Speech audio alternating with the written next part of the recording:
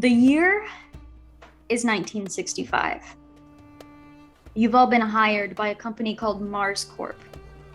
For some of you, this may be the first time you've accepted a job like this, but for others, well, you know how these things work. You were given a good sum of cash up front, with promise of more cash and more information once you've reached the job site. You found yourselves traveling by a private plane, which many of you had never done before, and you were surprised to discover you had been brought to a very small island, just off the coast of Africa. Currently, you each find yourselves riding to the dig site via a '63 Lincoln limousine that picked you up from the private airport the company had set up on the island. To the public eye, MARSCORP is a company that is happily involved with international travels. They promote safe tourism and they rent out private limousines and safe, sometimes guarded, places to sleep for the right price. Below the surface, however, they are known to be involved in some cash-only jobs that may not do things up to code or by entirely legal procedures. You only know this, of course, because you've accepted the first stack of cash. I am going to attempt to describe this vehicle to the audience. This limousine only has 2 real seats. There is a very small back seat as well. But on both sides of the car, there are ledges for people to stand on with bars to hold on to. And on the back of the car, there's almost like a bike handle sort of situation for people to hold on to as well. So the majority of the passengers of this car are standing and holding on to bars currently. We have the driver, who has not said really anything since just announcing MARSCORP to pick you up at the airport, is in the driver's seat. In the passenger seat, Adam, do you want to describe your character? Yes, you see a 58-year-old man by the name of Lord Reginald Montgomery Margrave. He has a leathery face about him, a lot of very tan. He has a very large, bushy, white mustache that's very well kept, and he's wearing very typical safari gear. He has a monocle that he's probably not using at the moment, but he is taking out a pipe. And he's sort of leaning back towards his valet, Mr. Hobson. Would Mr. Hobson be in the back seat or something? Okay. Yes, so, correct, yeah. Sort of leans back and like, Mr. Hobson a light, if you don't mind. And he's just sort of like looking around at the other people around. He's like, well, it hasn't been this crowded in a car I've ever been in for decades. Last time I was in Africa. Well, yes. Good country. Panning out, you see the 2 people hanging on to the sides, a little less relaxed, hanging on to the side of this vehicle here. Caleb, do you want to introduce your character? Dr. Sanford Clark is hanging off the right-hand side. He looks disappointed by his place in this limousine. He does not clearly take joy in the fact that he's hanging off the side of a moving vehicle after being paid such sums of money. But he's a younger gentleman for his station. He's 36. He is a blonde, stark blonde, with short cropped parted hair that has been pomaded back into a tight cut, with a very sparse 5 o'clock shadow from someone who shaves daily but can't quite fight away the facial hair. He dresses well, but for the climate of Africa, it's clear that he's at least aware of the weather. He's been here before, it seems, in the way that he dresses. Casual in a way that promotes the weather, but business enough that it promotes his station. And traditionally, he would have been looking over the notes he had written of this locale, of the culture, of everything involved. But being that he is hanging off the side of a moving vehicle, he is just trying to keep himself grounded, and he's grumbling to himself over the state of things. And he is giving decidedly a look at this very almost caricature-like a pith-helmeted gentleman in the front with his valet. Sort of side-glancing as someone who's been here as well. Just interested in this sort of character. I feel like Monty sort of turns towards the doctor and be like, you look nervous, boy! Never hung off the side of a Cadillac before? No, decidedly this is my first time. Do you have any tips, Mr. Margrave? Definitely hold on tight. That'd be the one. Oh, of course. I hadn't thought of that. And he just sort of struggles on a little harder. All part of the adventure. Good lad. Yes, of course. And then panning over to the other person hanging off the side of this. Bob, do you want to describe your character? Yeah. So Nick Donald McKay is hanging on the other side. He's a little more athletic, so he's not as worried of falling off the side of this limousine. He's calm. He's kind of cool about the whole situation. He's been to dig sites before, so he knows how he should have dressed. He's sort of in, like a dungaree shirt, some jeans. He is he's more interested in what they're about to find than anything that's going on the actual limousine right now. He's a little bit younger than the other counterpart, Caleb's character. But he's a graduate student, and he's a graduate to be a doctor in archaeology. So he's just at this dig site, trying to figure out what he's gonna discover or find. All right, and then we kind of pan to the back. This bar is a little bit higher than would be super comfortable, so you're just kind of like clutching onto this bar for dear life. Let's see who goes first. V, you want to go first? Absolutely. So I'm Arabella Earhart.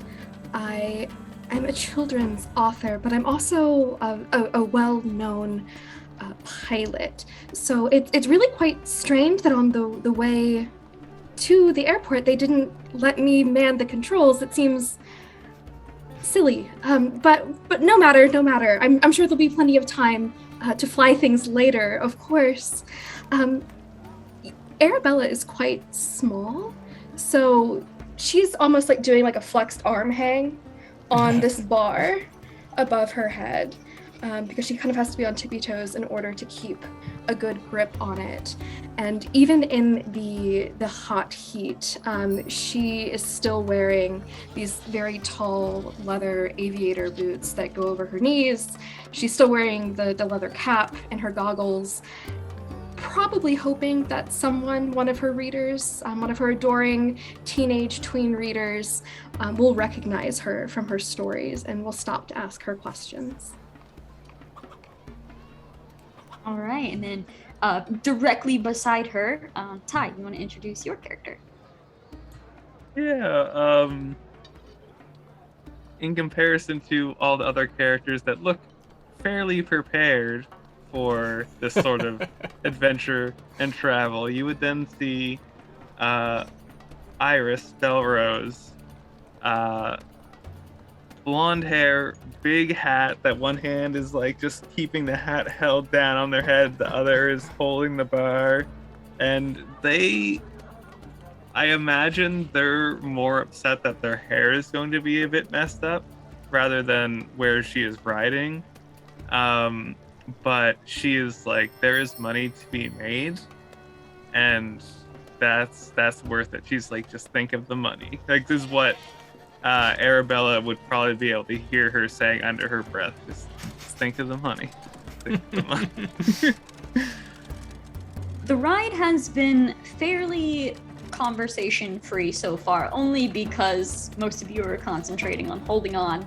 It's not going like incredibly fast or anything, but it's probably not the most comfortable ride. Especially being in a place that doesn't exactly have roads. It gets a little bumpy at times. But you've all caught each other kind of giving various looks, just kind of feeling each other out for kind of like who each other might be. So you've been able to pick up those slight details or descriptions in the car here. The driver is quiet. He wears a bowler hat and has a handlebar mustache. He hasn't said a word to you after picking you up, but after about maybe 20 minutes drive down the coast of this island, what feels like the longest, 2 hours of your life, was just about 20 minutes or so. The driver stops and sits and just waits for you to get out of the vehicle. Doesn't say anything, still just staring straight ahead. Well, it seems to be the location then, sir? Turn towards him. He just kind of gives a little nod. Well then, Mr. Hobson, let's go! And I sort of open the door and he has a cane that he has that has what looks like to be the eye of an animal in the resin of the top of the cane, sort of gets out, and I guess with his valet, Mr. Hobson, who probably has a very large bag that's like a camping hunting bag that he's carrying for Monty, who I just sort of get out of the car. Depending on the players, I suppose, you might get a couple dirty looks because that big bag was taking up the other place on that back seat that somebody could have sat in. Definitely. And once you're all kind of stepping off of this car, the large back portion of this vehicle that would be a normal back seat, the driver goes and opens up and begins pulling out your bags, everyone's bags. He just he doesn't sort them. It's he doesn't know whose bag is who. It's just kind of he's just grabbing them and just kind of piling them on the ground for you to pick up. How many bags did your characters bring? Do you have a lot of gear? Do you probably just have one bag? What would you say? I know for Dr. Clark, I have one bag. I've practiced myself for a long time in traveling light for these digs. Because bringing too much onto a site just gets you into more trouble than you could ask. And it's definitely a situation where I hop off quickly to go around to the back to assist the driver in taking those bags out. Halfway being mannerful and nice to this man, and the other half being territorial over that bag of mine that I immediately pull to myself and set off to the side so that I can ensure that it wasn't tampered with. Arabella definitely just brings one bag, but it's quite large. It looks a bit like a parachute bag, and it's almost as big as she is, but she kind of shrugs into it very quickly and kind of straightens her spine and turns to the driver with the handlebar mustache and says, you're quite a confident driver, but there was quite a bit of turbulence on the back of the car. Do you mind telling me where you learned to drive? Was it here? Make a persuasion roll. A little bit of advice never hurt anyone, Mr. Driver. I do believe she might be correct. Yeah, no, that's a hilariously bad roll. It's not it's not the worst, but it's pretty bad. He looks at you. His face no muscles move, and he just turns, gets back into the car, and with all of your bags gone, just drives away. Kind of drives away a little faster than he needed to, and a little bit of dust kind of kicks up, and you're kind of just pushing it away. Well, I have to say, you're already making friends. Yes, isn't he lovely? Yeah. You can see a bit of the basically front face of this operation. You see two very large tents with a bunch of smaller tents kind of around them. You see many tables. You see a very large center cooking fire of some sort. It seems to be quite a large operation. You see many people walking around. There seem to be military. They seem relaxed. Most of them are just walking around in almost like half uniform sort of thing, mostly because of the heat. A lot of them have just shed their jackets. They don't seem to be like official military, more like a purchased mercenary group in a sense. Yeah. Do they look local or do they look foreign, brought in? They look foreign. Okay. They definitely look like they are from the States. Okay. Even better. Americans. Yeah, great. Love Americans. Well, this seems to be the direction. I'm assuming. Hobson, let's all head out that way, would you say? I was wondering, Mr. Margrave, if we couldn't make all our acquaintance first. I don't know that I've met everyone here. Yeah, very true, very true. As you all know, I'm Lord Reginald Montgomery Margrave, a bit of a big game hunter, a sort of entrepreneur, as it were. But I don't believe I've made the acquaintance of everyone else yet. You know what? Your appearance did not give you away at all, Mr. Margrave. Ah, yes. I'm an elusive one at that. Well, my name's Dr. Sanford Clark. You may have heard of me, you may have not. But I've been brought in for my archaeology degree here on this dig site. Well, yes. I'm Nick Donald McKay, archaeology student working on my doctorate as well. Interesting. Where do you hail from? Where are you getting your degree, sir? Just in Baltimore, University of Maryland. Baltimore. Yes. I see. Very good. Some students, I believe. That's good. Right. And you ladies?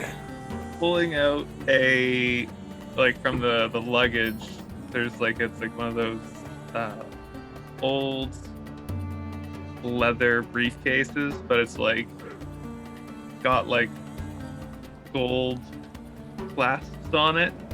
She pulls it out and she's just dragging it and she is not strong, and she gets sees that, hears that, and she's like, I am Elris Belrose. Pleasure is all yours, I assume. Yes, very much so. Lady Belrose, would you care for Mr. Hobson here to help with your bags? Yes, of course. Please, Hobson, would you? Yeah, Hobson has your bags and is And she just fumbling to pick up puts the it other on one. top, and she opens she has pulls out a little purse and pulls out some money and just puts it on top of their of the stuff, or wherever there's an open pocket on their shirt maybe, and just thank you. You always gotta remember to tip the help. I think throughout this exchange, Arabella's kind of been bouncing on the balls of her feet a little bit, waiting to introduce herself very, very excitedly. And when there's a lull in the conversation, she looks at everyone and says, "Oh, me, I'm Arabella Earhart, aviatrix and lady adventurer, and also author. You might have read my most recent adventure book, Argonauts of the Ice. All of my books anyway. Have you read it? Can I roll something to see if I've read it or something? Sure. Do you want to roll? What would you prefer to roll for that? Oh, There's library use? Spot hidden. I'll let you fine. pick library use or luck. Okay. I'll do luck. If that's all right. Great. Can I roll for that as well, Carrie? Sure. Yeah, anybody that wants Okay. to. Library use or luck. Normal success. Just barely. Okay, yeah. I skimmed it. On luck. I have a 12 under 30, so I have read through a little. Yeah. What's the genre of the book or? So it's the genre that Arabella writes in is very much teen to tween adventure stories, where her character Arabella Earhart goes on these wonderful adventures. And this one, Argonauts of the Ice, I claim that I found the Franklin expedition up north. So that is the gist of the story. It's like a teen girl, Nancy Drew-esque, but a little bit more adventure. Yes, I do believe I've heard of the. I believe I might have read that one actually. Very, very interesting. I noticed a lot of the details in the expedition were very, very good. Very, very good details. Very close to reality, which I feel some of those other books they just don't quite get it right. But that's just fascinating to meet the author of that. Just wonderful work. Wonderful work. Do you find yourself reading young adult novels often, Mr. Margrave? Well, I do have a lot of free time, so I dabble here and there. Yes. How about yourself, Dr. Clark? I have a niece who's very fond of the books. I always found them interesting, and to see you playing your own character is, well, that's even more interesting. It's good to meet you. She's not a character, she's me. I am her. Oh, an experienced adventurer then. Good. I always Yes, took your absolutely. books for fiction, are they not? I think sometimes the line between fact and reality gets blurred, but that's part of life, is it not, Dr. Clark? As a part Your of my work not profession, entirely interpretation. well, there is interpretation and then there's science, my dear. Everything I do strikes the line between. I have no place for haziness.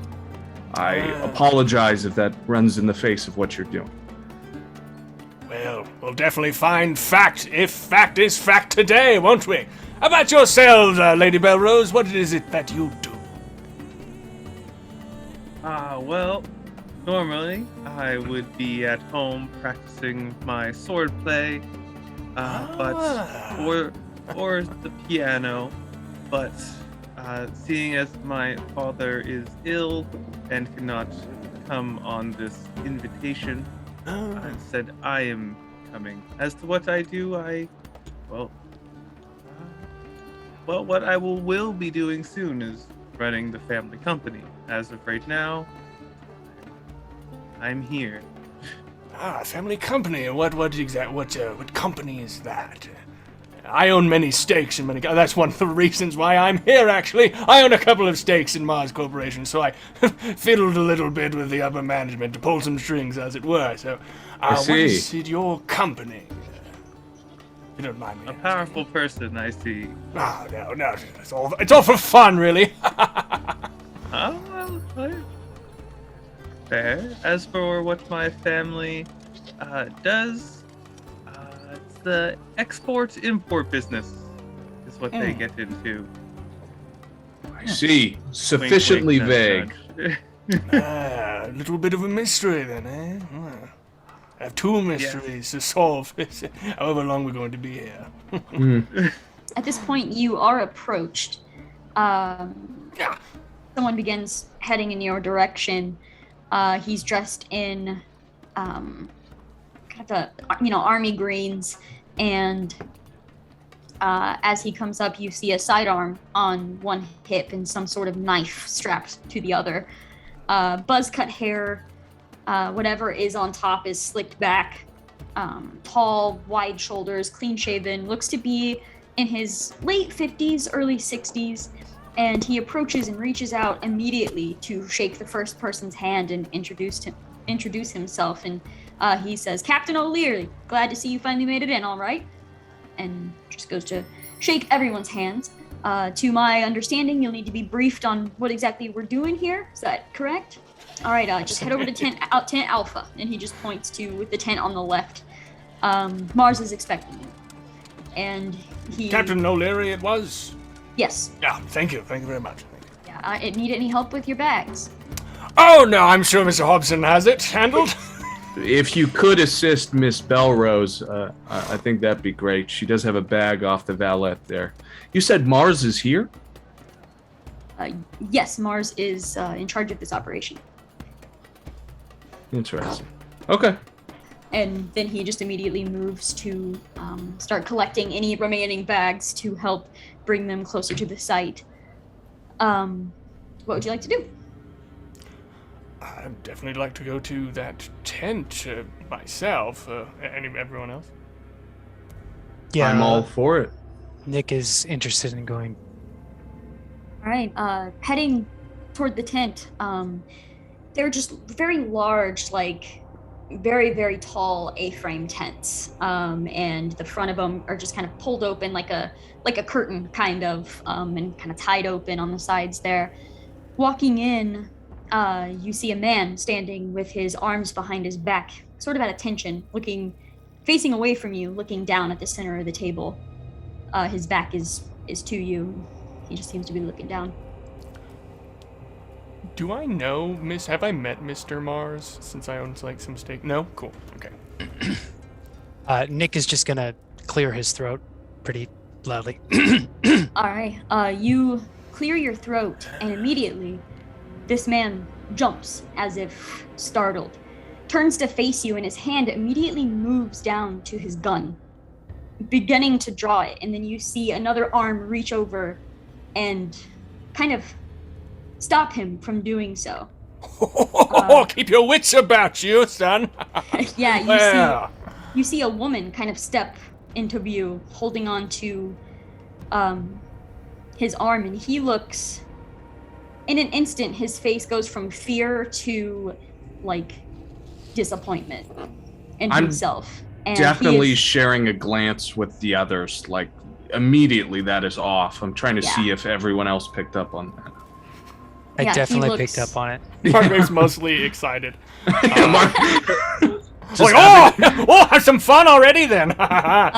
You see her take the gun from him, and he doesn't speak. He just nods and then moves around you to walk to the tent exit. He just swiftly leaves, just looking down, avoiding eye contact with all of you. And the woman that has the gun, she says, "I'm sorry about that. Private Matthews just returned a few hours ago. I was still trying to figure out what went on down there." One moment. And then she shouts, "Sergeant Connors!" And you kind of turn around and you see a man hurries over, young, like mid-20s. He says, "Yes, ma'am."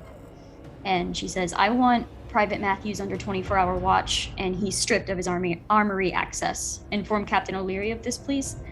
And Connors nods, "Yes, ma'am." And he heads off to follow her orders. Excuse me, that man just came from the dig site?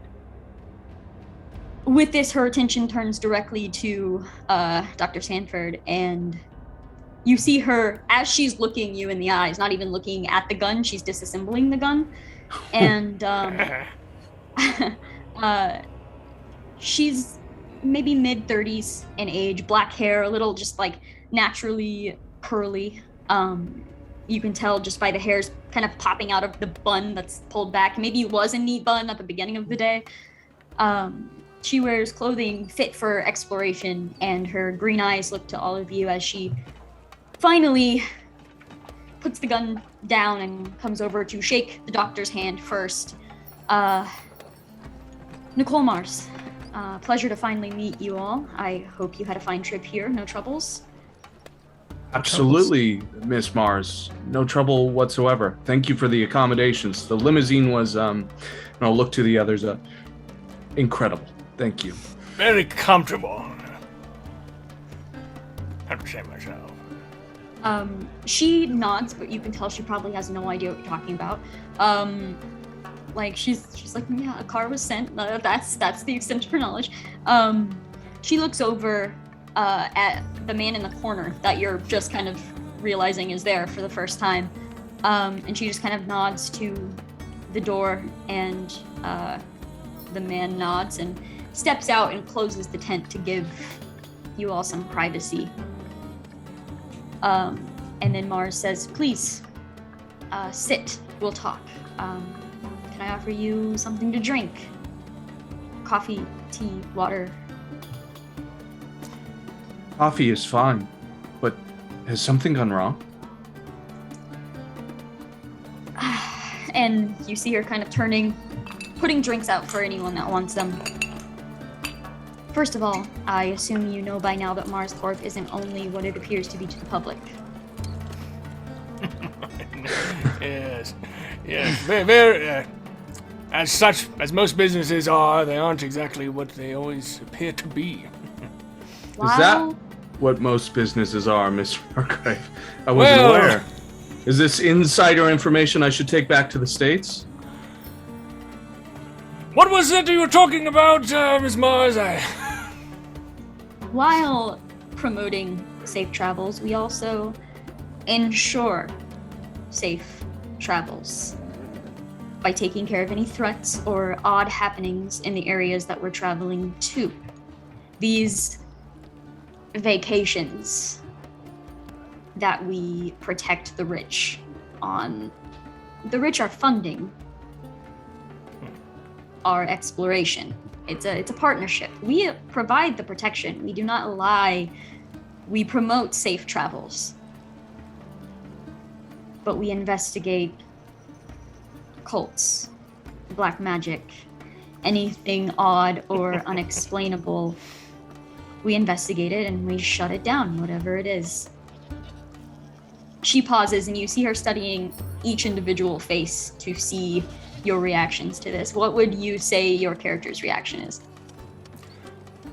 Monty looks rather amused at this. I don't think he's sitting. I think he's probably actually walking around the room with his hand behind his back, like looking at stuff, just kind of like inspecting and appraising things. Probably looking at that table that the dude before was looking at.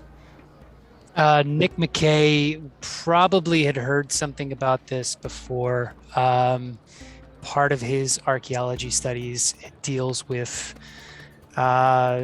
what could be ancient occult information. Like he's sort of in that vein for his thesis, sort of delving into archaeology and occult sort of things. Not too much into it, but he knows and he's read some things. So if she says something like that, it sort of piques his interest about what he's. So he definitely seems like legitimately interested. Then, like he's listening. Okay. Sandy seems upset at first. He came here thinking that this was an organization that thought the way he did, was that this occult nonsense is a fad that people are clinging to whenever things are scary. And now he's realizing that they're heavily seeded into the other side. And so it is very much like, oh God, another one of these. I was paid to come out here to be convinced into another belief. And he's making that incredibly apparent. He's more for the coffee now than he is whatever the fuck this is. Mm-hmm. Oh my God. Iris is, when the talk about, the rich funding the stuff, she's just like, yeah. And when she hears about the occult, she's like, she doesn't seem very fazed by it. If anything, while listening, she's kind of like looking at her nails. she's like, okay. She's like, yes. As soon as Mars starts talking about all of the strange goings on that they take care of, Arabella takes out a little notebook from her pocket with a tiny little pencil and just starts writing things down, like, oh, dark magic. Oh, that's really good. That's really good. That'll make a great chapter. And just every time you say something new and exciting, just like jots it down. At this point, too, looking over everyone's faces to kind of gauge the room, basically, Mars doesn't seem fazed by anyone's reaction to this, but her eyes do stop on Iris, and she looks confused for a moment, and she says, I'm sorry, who are you? Yes, I am from the Belrose family. My father, Yule Belrose, was unable to attend due to his health, and I am here in his stead. Iris Cecilia Belrose. Pleasure to meet you. Do you share the same interests? Same... Well, I am here making sure that my family's money is being well spent. She looks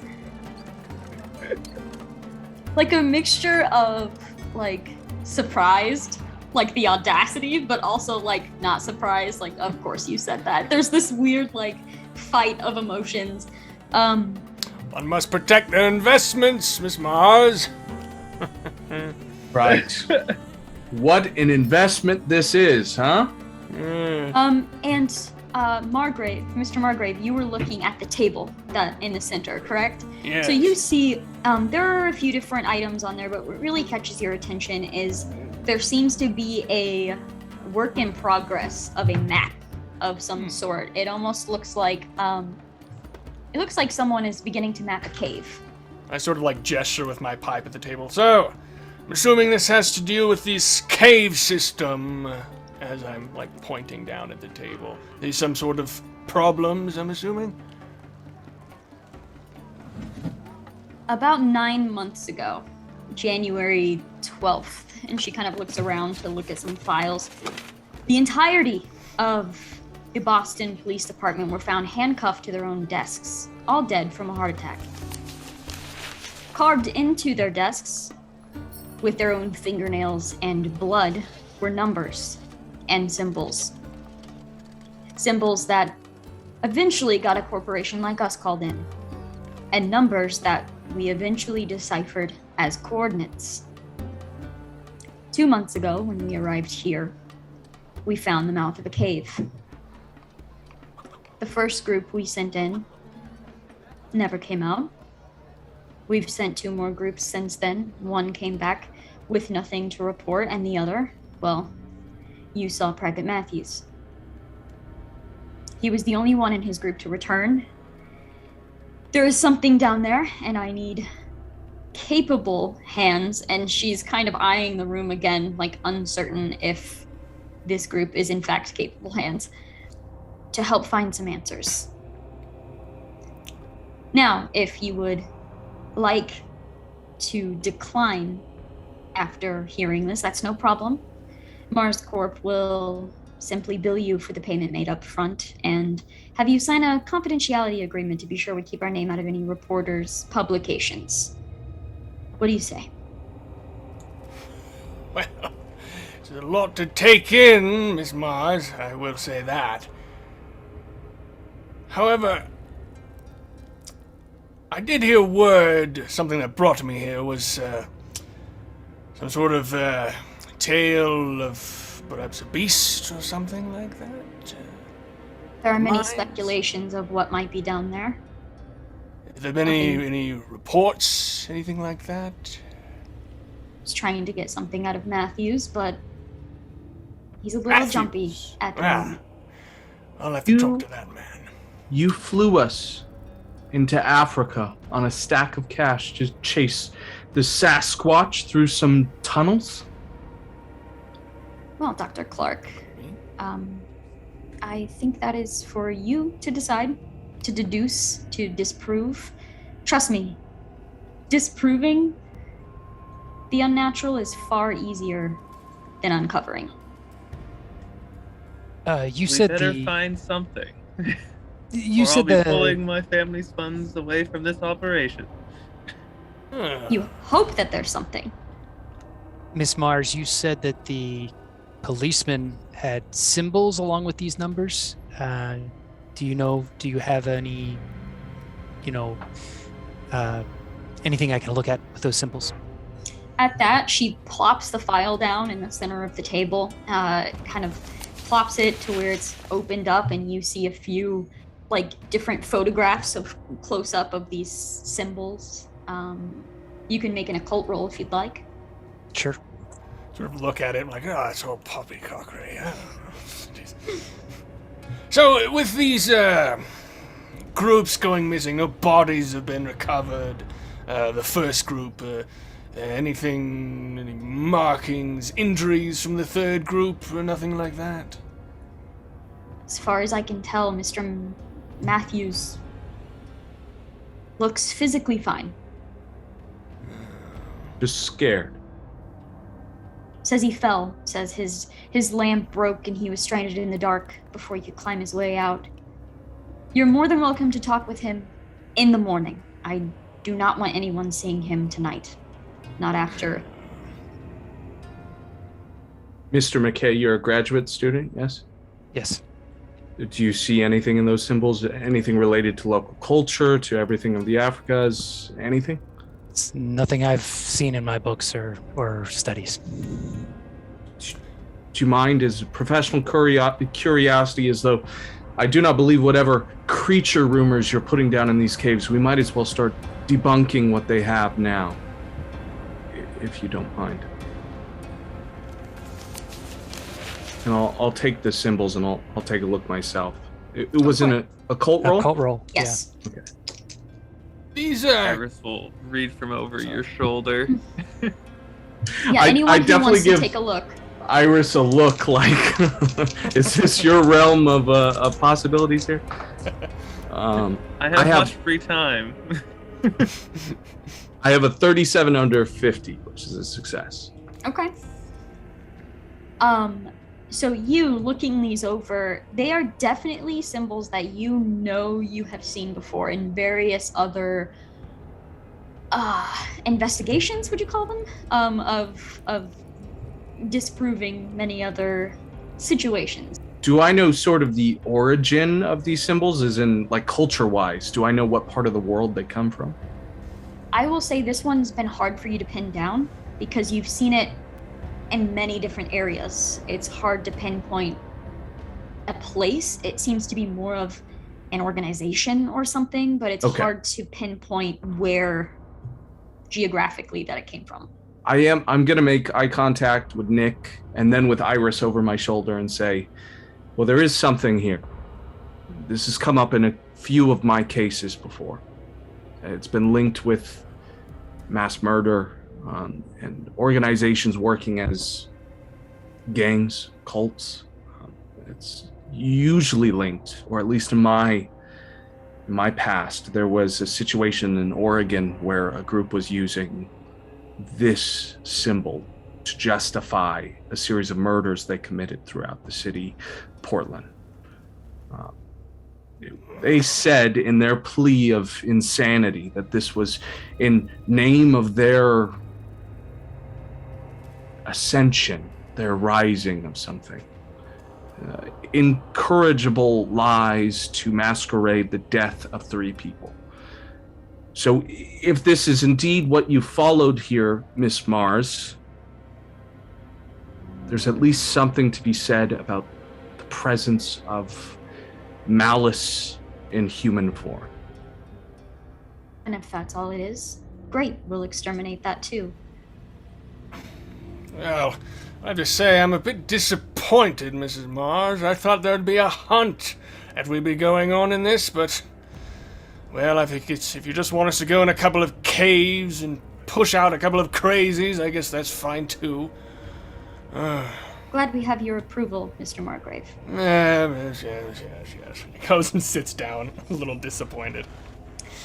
At this point, she seems a little agitated. Not like at you specifically, but like, this is the group they gave me. She just seems like done talking for the time being. If you didn't bring tents, we have plenty to provide. Get your sleeping quarters set up. Make yourselves comfortable. Get some rest. We head down first thing in the morning. Lieutenant Kane. And the tent kind of opens up again. She says, we're finished here. And she starts collecting up the files again to put them away. Is there, it seems like she's kind of done talking to us, right? Can I talk to, like, Lieutenant Kane for a second? I just kind of, like, as a person who normally goes out on safaris, I like to kind of, like, get the details, like, how many days' journey does it take to get there? How long have people spent in the cave in the past? Like, how many rations we need to get? Like, the logistics of how long we're gonna go, because I do that quite a lot, and just making sure that our group and myself is prepared for that kind of stuff. Sure. Lieutenant Kane, as he's opening this up, you see white hair, buzzed, frown lines, like for ages. You see gray eyes, just a very brute looking, like almost like retired army sort of situation going on here. You see a sidearm on his hip, and then you actually see he's just holding, an M14 just comfortably on his arm as he kind of walks over to stand back in the corner of this room. But as you're asking him these questions, he kind of looks you up and down for a moment.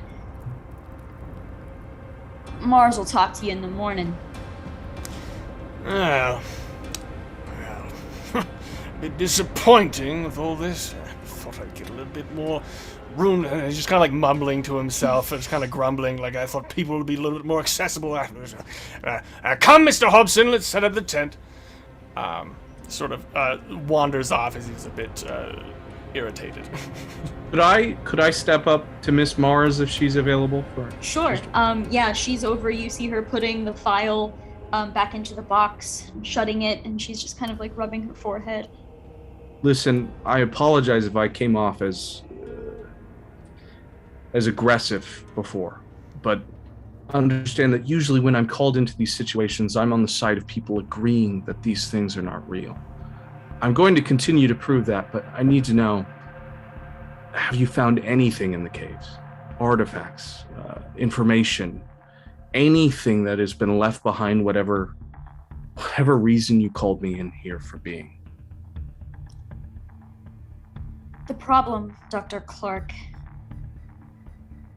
is we have found absolutely nothing in those caves. People go in, our first group vanished with no trace, none. No blood, no leftover supplies. Nothing. It could be that your murderous little cult is down there, and that's great if that's all that it is, trust me.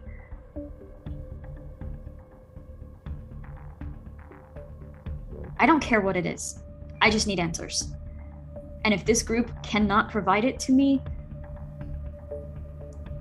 then I'll try another. I just hope this group takes it seriously enough.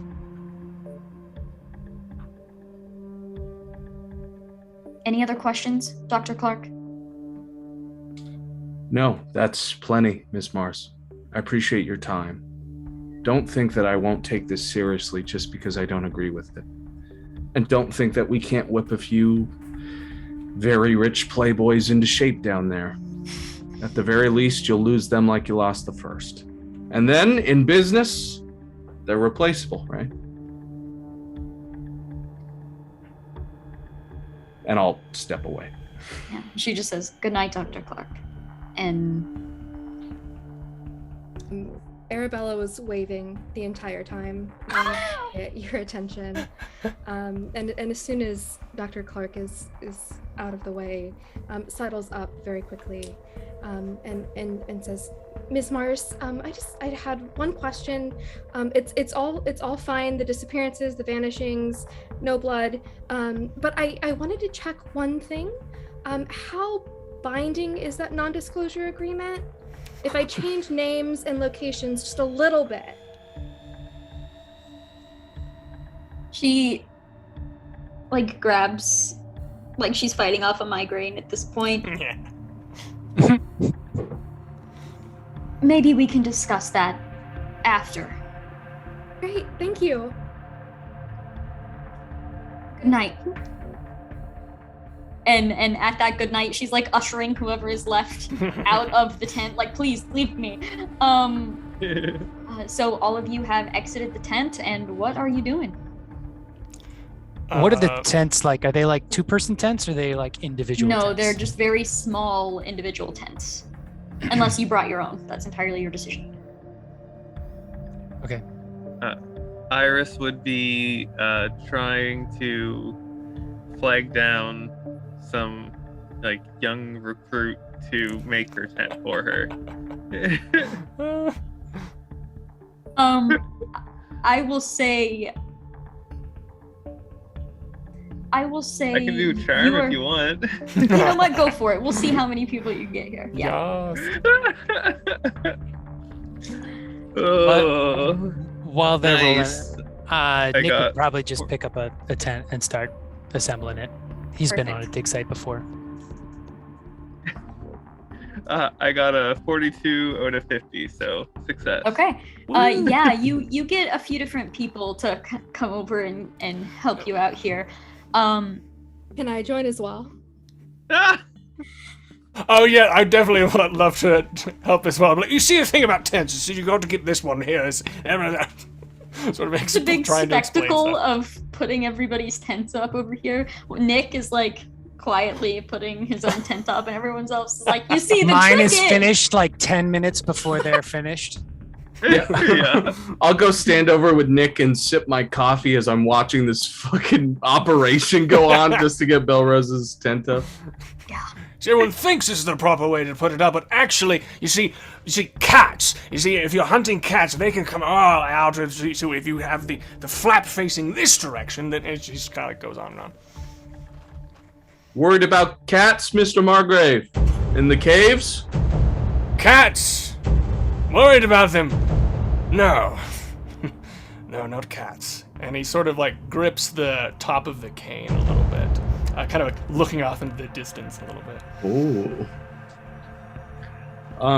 I don't know if any of you have considered this, but I think that maybe it's best if we camp close to each other and maybe we have a meeting tonight. If tomorrow morning we leave for the caves immediately, we need to have a game plan for everything we're doing before we leave.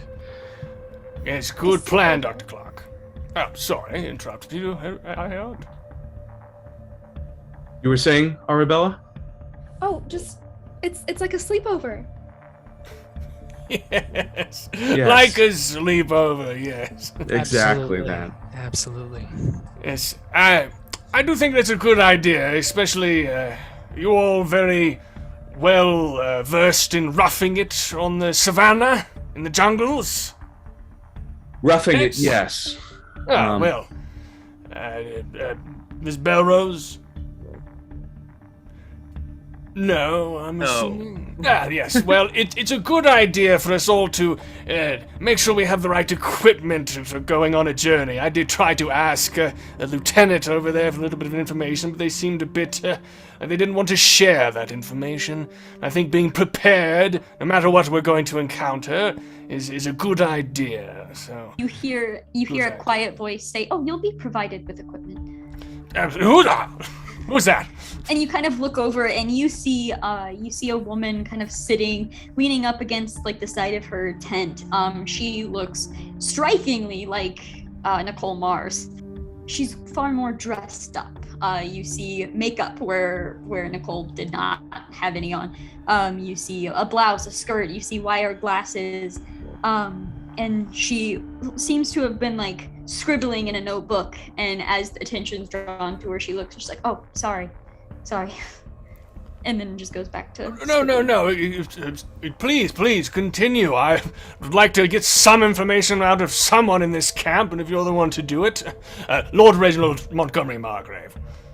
She closes her book and stands up and kind of brushes off her skirt and reaches over to shake your hand. And I'm Annie, Romstead, Mars though, married. And she just kind of holds up her hand. Make a spot hidden roll for me. Ah, yes. I'd love to do that. Ah, boy, did I get it? Yes, normal success. Okay. As she like waves her ring, you can see it like wobble a little bit. You notice the ring is a little big. Recent engagement? Sorry? Recent engagement, I assume. Yeah. And who's the lucky person? You were asking about equipment, right? Yes, I was. Is there some sort of like, I don't know, like communication? Can I persuade her to kind of like lean in a little bit more or something, like to glean some more information? Sure. Give her a what would 20. Just kidding, no. Well, I mean, recent. I mean, it seems as if there's a lot of don't want your significant other to be in any danger around here. So, like the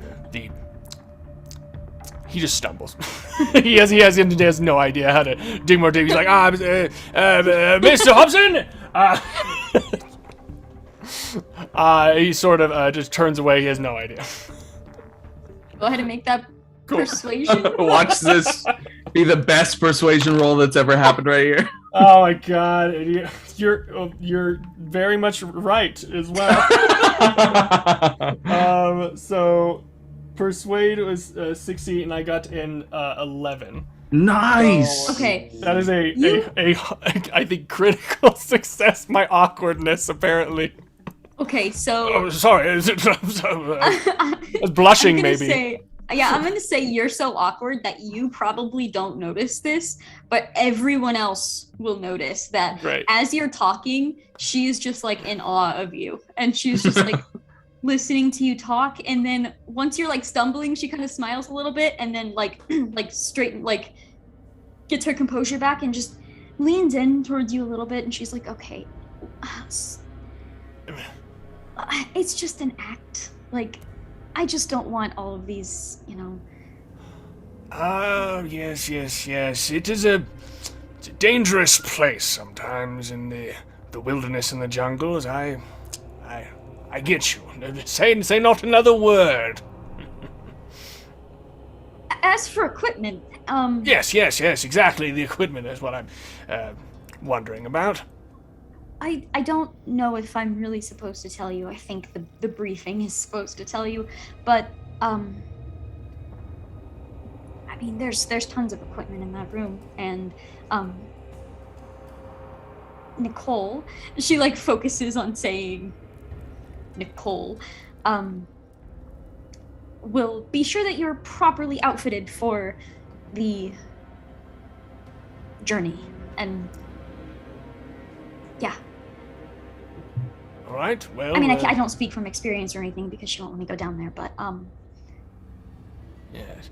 Do you happen to know how many days it would take to get there? How long they usually stay in the caves? oh, the cave is just right around the corner. Oh, well. Not a very long journey then. Did you want to go down there? I mean, kind of.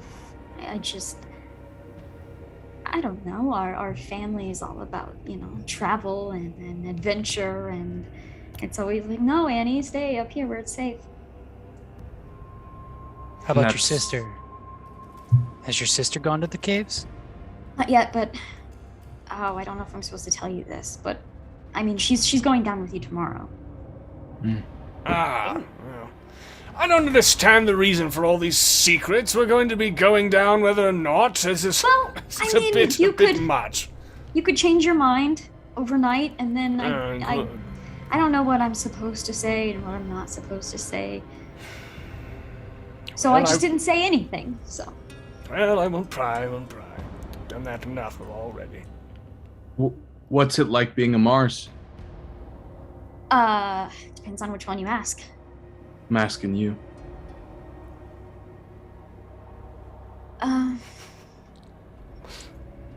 It's like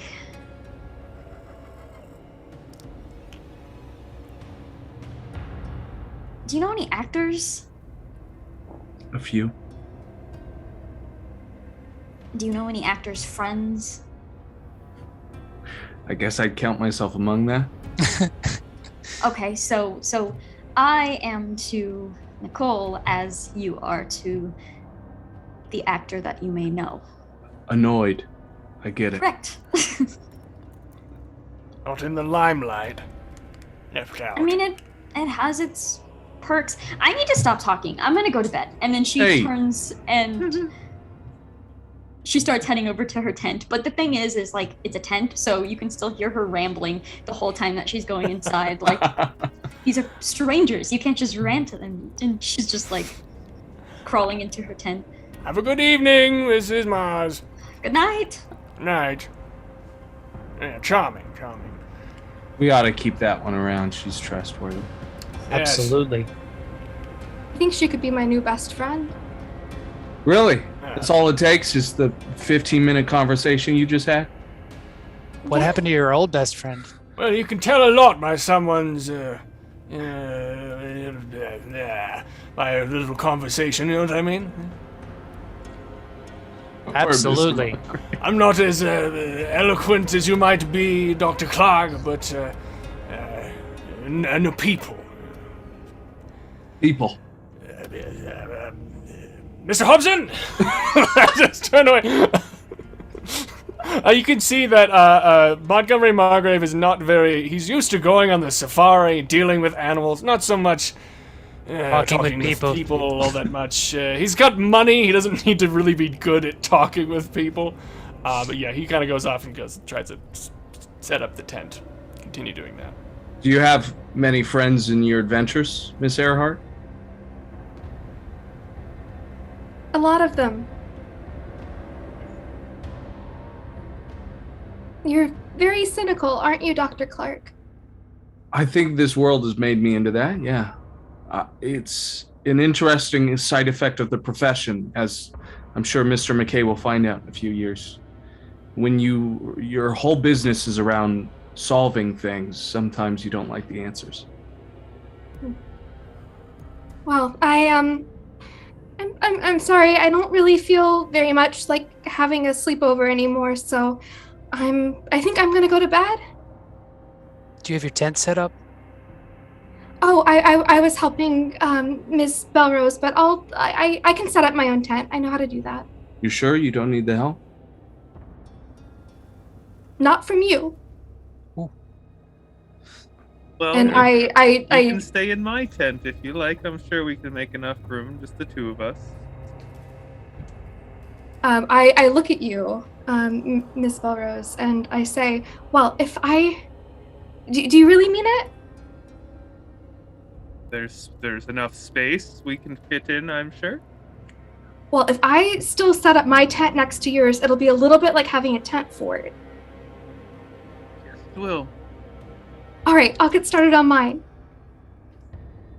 And Iris will help in the only way she can, and that's just watching over and just being like, yes, that's good. I saw them do that before, and it works with mine. Worked with mine.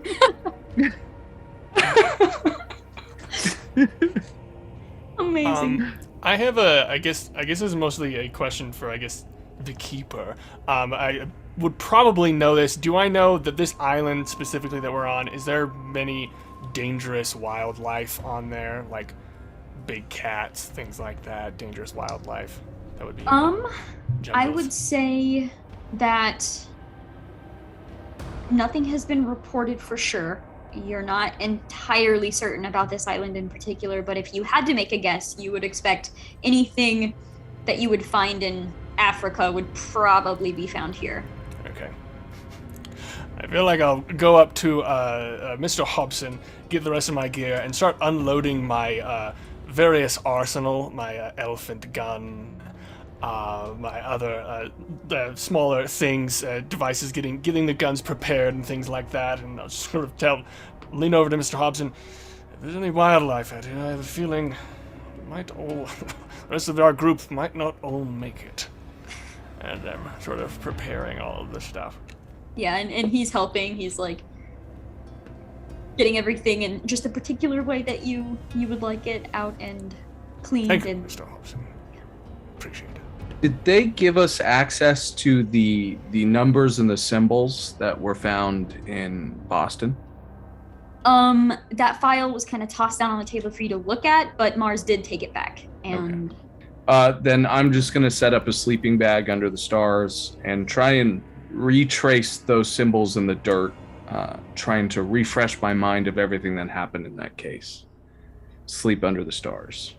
all right.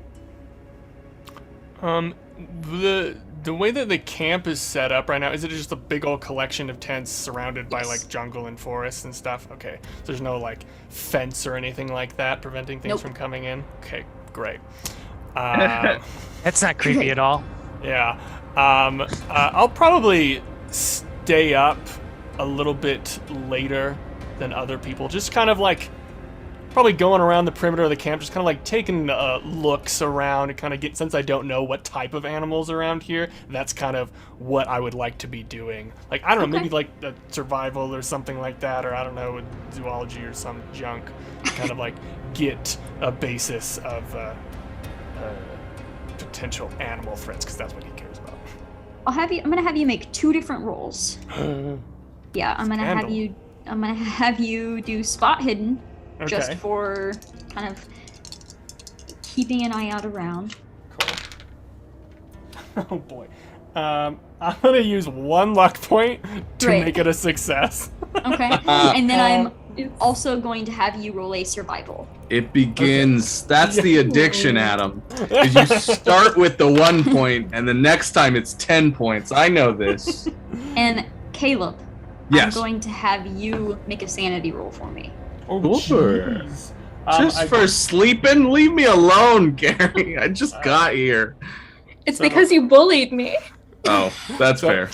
So spot hidden is a success, and survival is a success, just like barely by 3. Right. I have a 54 under 60, so I'm okay.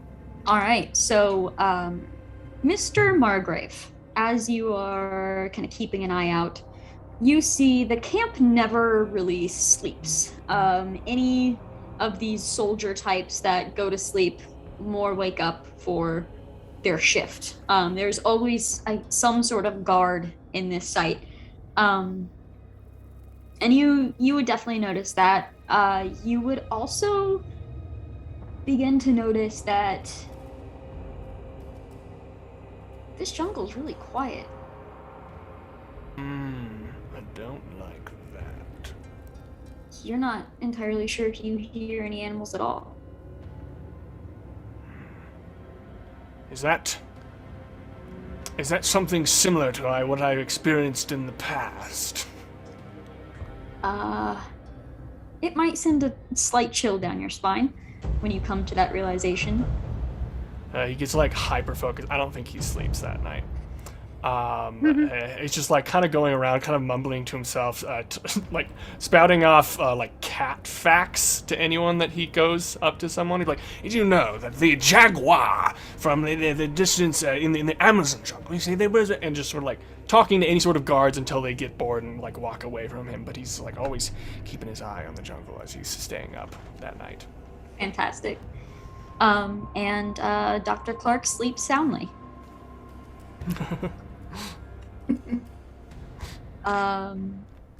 Waking up the next morning, well, most of you,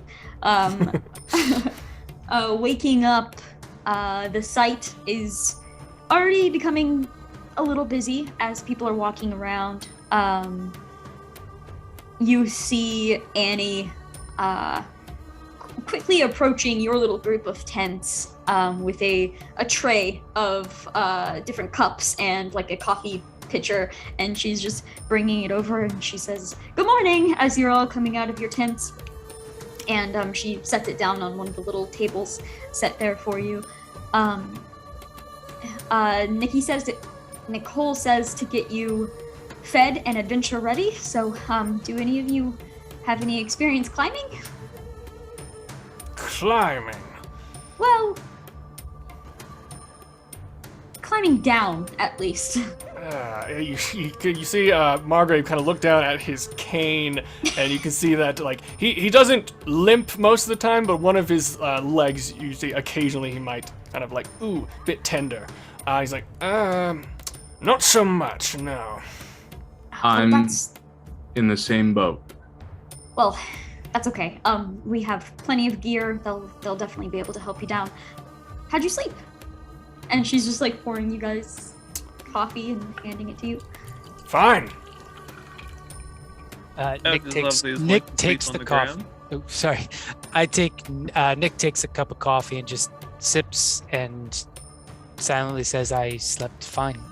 Iris was saying in response to how they slept, they said, well as somebody can sleep on the ground.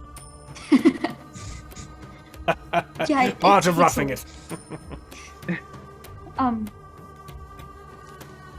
Well, anyway, have your breakfast, and Mars is waiting for you in the briefing room. Well, let's get to it.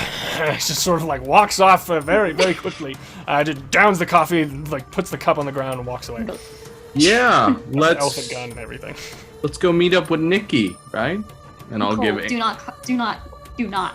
I'll give Annie a pointed look.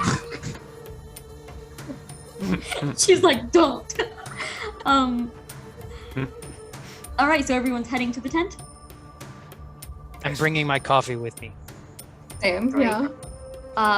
Once you have either had your coffee or taking your coffee, you head into the tent. The map still sits in the center of the table, along with some other gear at this point. You see a crank-style camera, some light sources. There are a couple lanterns, but mostly flashlights, like the big, silver metal flashlights.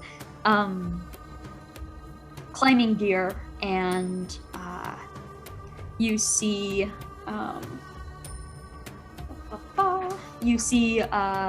Captain O'Leary is in here. As you're walking in, you hear him talking to the other soldiers in the room as you enter. You hear, "Stay sharp down there. My orders remain the same. Follow Mars's orders and keep her and these fine folks." He kind of motions to you as you're walking in. "Protected at all costs." And he just nods, and the soldiers nod and say, "Yes, sir." The soldiers you see are Sergeant Connors and Lieutenant Kane, who you had seen last night. You also see Private Matthews in this tent as well. They, Connors and Kane are fully decked out in their gear today. You see it's not their casual, like, strolling around the site look. You see a rifle or a machine gun, like, slung over their backs or their shoulders, sidearm strapped at the thigh. You do notice Private Matthews is still unarmed currently. He is just standing there awkwardly, kind of looking down at his feet currently as you're coming in. And after that, O'Leary walks over, shakes Mars's hand, and turns to leave the tent. Walking by you kind of gives you all like a respectful nod as he leaves the tent. He kind of gives a little wave to you and closes the tent behind.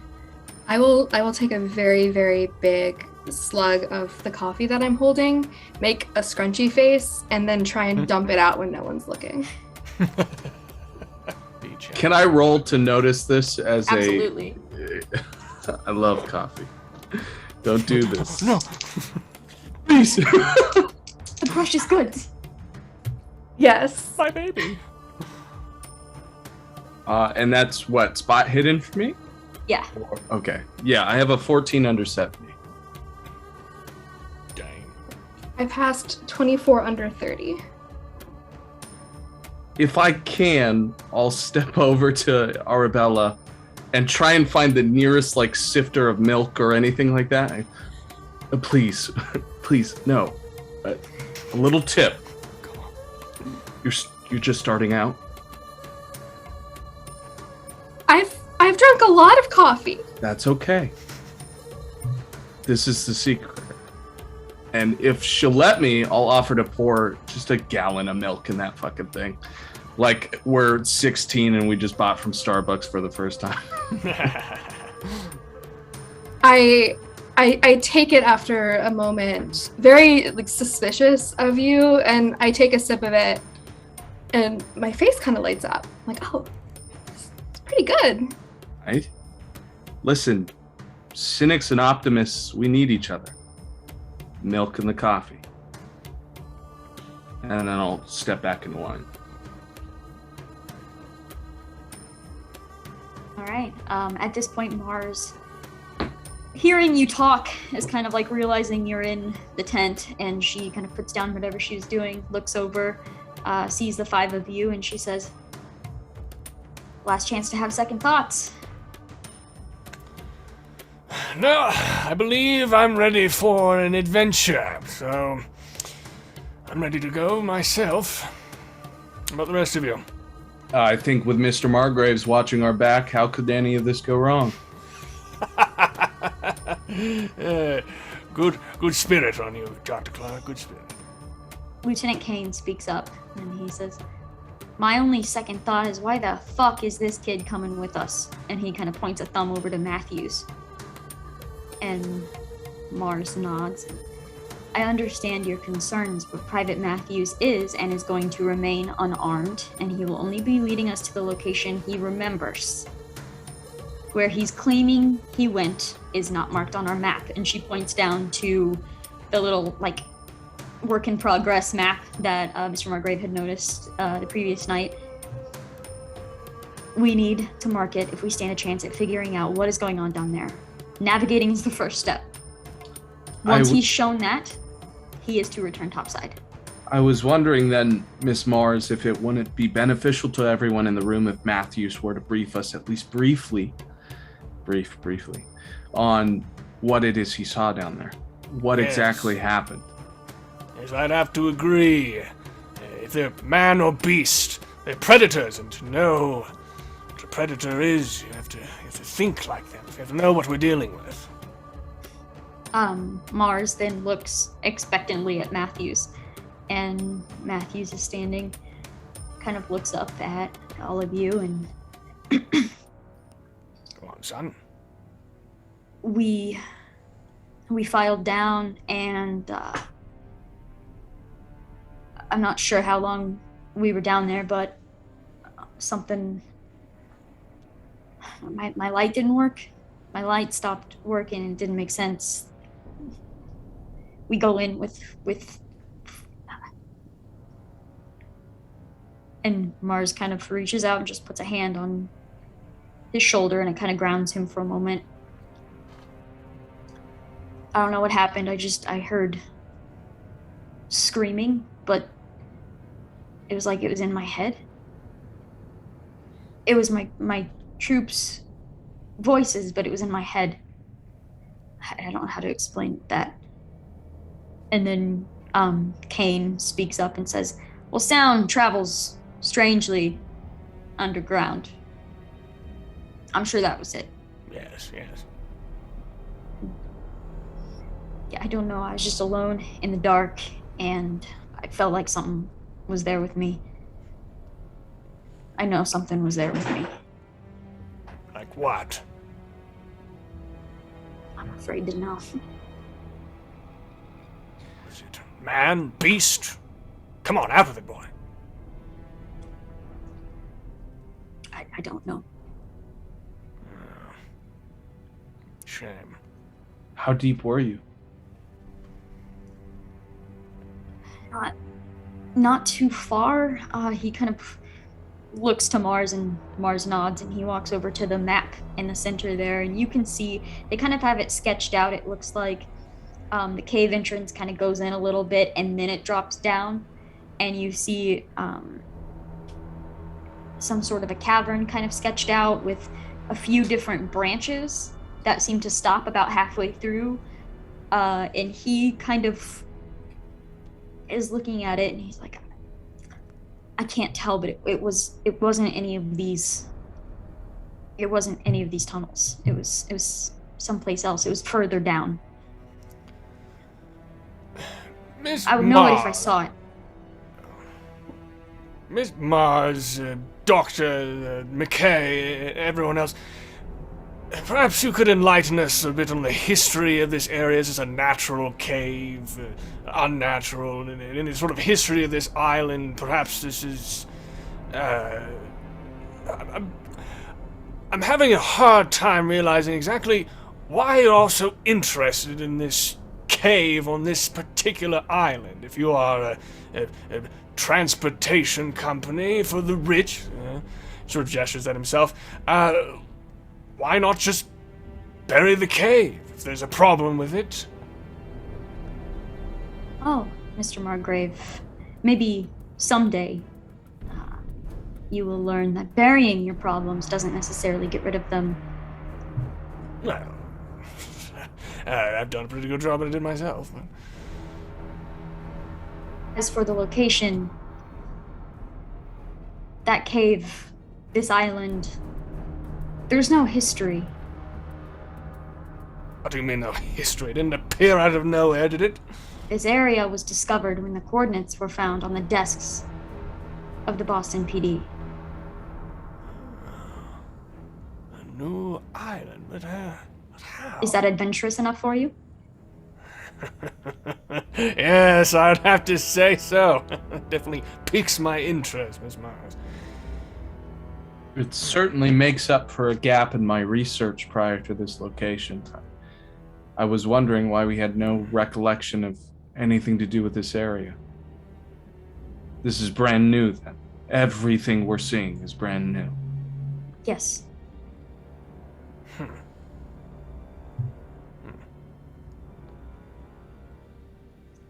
The cave entrance, and she then points down, and kind of just taps her finger down on the little sketched out map before you.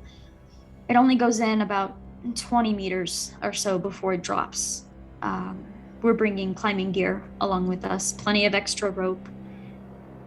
The drop-off leads to this area here, and it splits into 3 ways. 4, according to Private Matthews, who is going to lead us to that tunnel and then come back topside while we continue. Are you with me so far? Yes. How far are we dropping? It's not far, maybe another 15 meters or so.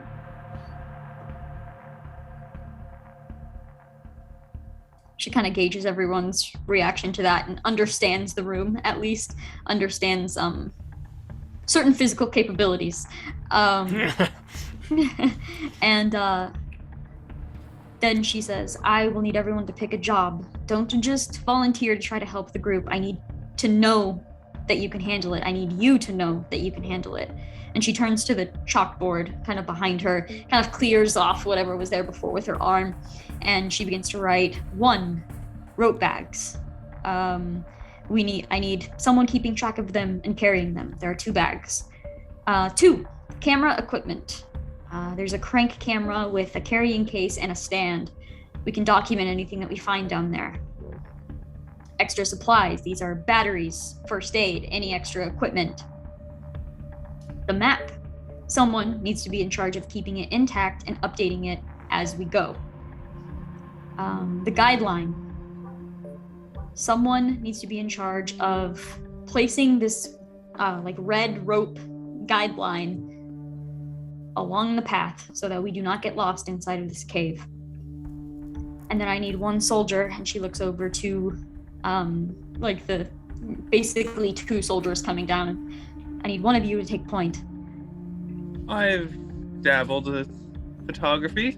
I know how to use the equipment just fine. I can handle that. Perfect. Done. I can take the red lead line. Okay. Rory and I used to, we used rope to tie ourselves to the balloon, so it should be easy enough. Right. She clearly pretends to understand what that means. I can take the map. I feel confident enough in my navigation. Well, like I said, this leaves me and you, Mr. McKay. I will take the extra equipment. That leaves me with the ropes. Would it be all right if I were to come up front and take point as well? At least be a little bit closer up to the action. Make a persuasion. Oh boy. Yeah, I did not make it. The 81 over 75. Mars just says no, And that and one. then and then turns. I'm like, well, then owning stakes in a company doesn't give you anything, I guess. She says Listen, no, and then Ooh, can I do a shoves the rope credit back. roll? To kind of like pull my weight. She says no to the upfront and then shoves the rope bag in your chest for you to carry. Ugh. She's like, Mr. Margrave, I think you'll find money isn't going to buy your safety down there. Well, it is a safari thing. All right. they're just protecting your investment, Mr. Markgrave. He kind of laughs. He's like, it's not really the money I care about, but it's more of the adventure. But I guess if I'll stay near the back, that's fine. That's fine. All right. So if you will mark somewhere what your task is. Extra rope.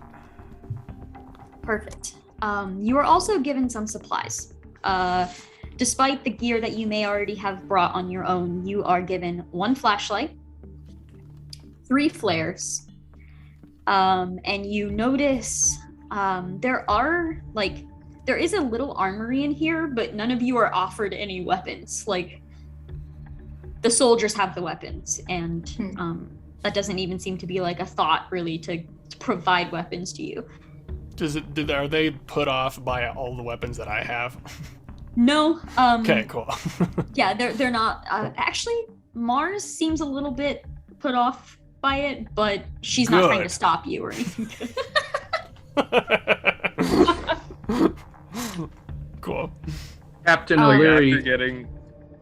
After getting the camera equipment all situated, you'd see like Iris like messing with her belts, and then like you'd see after she's done messing with it that there's now a sword that's just like hanging on her belt, a short sword, of course, but you know, and she's just like, okay, I'm ready. If we had brought some with us in our duffel bag, would we have time to go back and get those? Yes, you can dress the part however you'd like.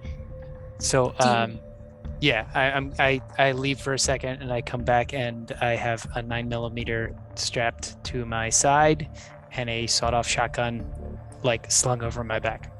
Damn. Mars looks at you for a second, and like, she didn't ask Mr. Margrave because it seems kind of obvious, but she looks at Nick and says, "Are you trained to use those properly? I mean..." Yes. All right. I'm not a fan of bringing firearms down into a cave that we don't know the structural integrity of, so if we could refrain from firing as much as possible. I am so happy someone said that. Thank you. We haven't found reason to use any of these yet, have we? No, and if it were up to me, I would not allow any of them down there, but if you feel it is going to protect you, I'm not going to stop you. Just don't fire unless you have to. Absolutely. Yes. Great. Professionals here. I think so. Mr. Hobson, you'll be staying here, I imagine. Before he can answer, Mars says he absolutely is staying here. Of course, yes. Yes, it's a normal ritual for me to go alone on safari hunts. Mr. Hobson, a good friend of mine, but I don't want him to get in the way, after all. Thank you, Mr. Hobson. All right, I'm so ready to go. yeah, you follow Mars and these 3 soldiers past the tent sites, and you're kind of looking around for the mouth of the cave, and Mars kind of stops abruptly and turns, and hidden just like right in that cliffside is a very very skinny cave entrance. If you were to have been moving too quickly, you wouldn't have noticed it if someone wasn't going to point it out to you.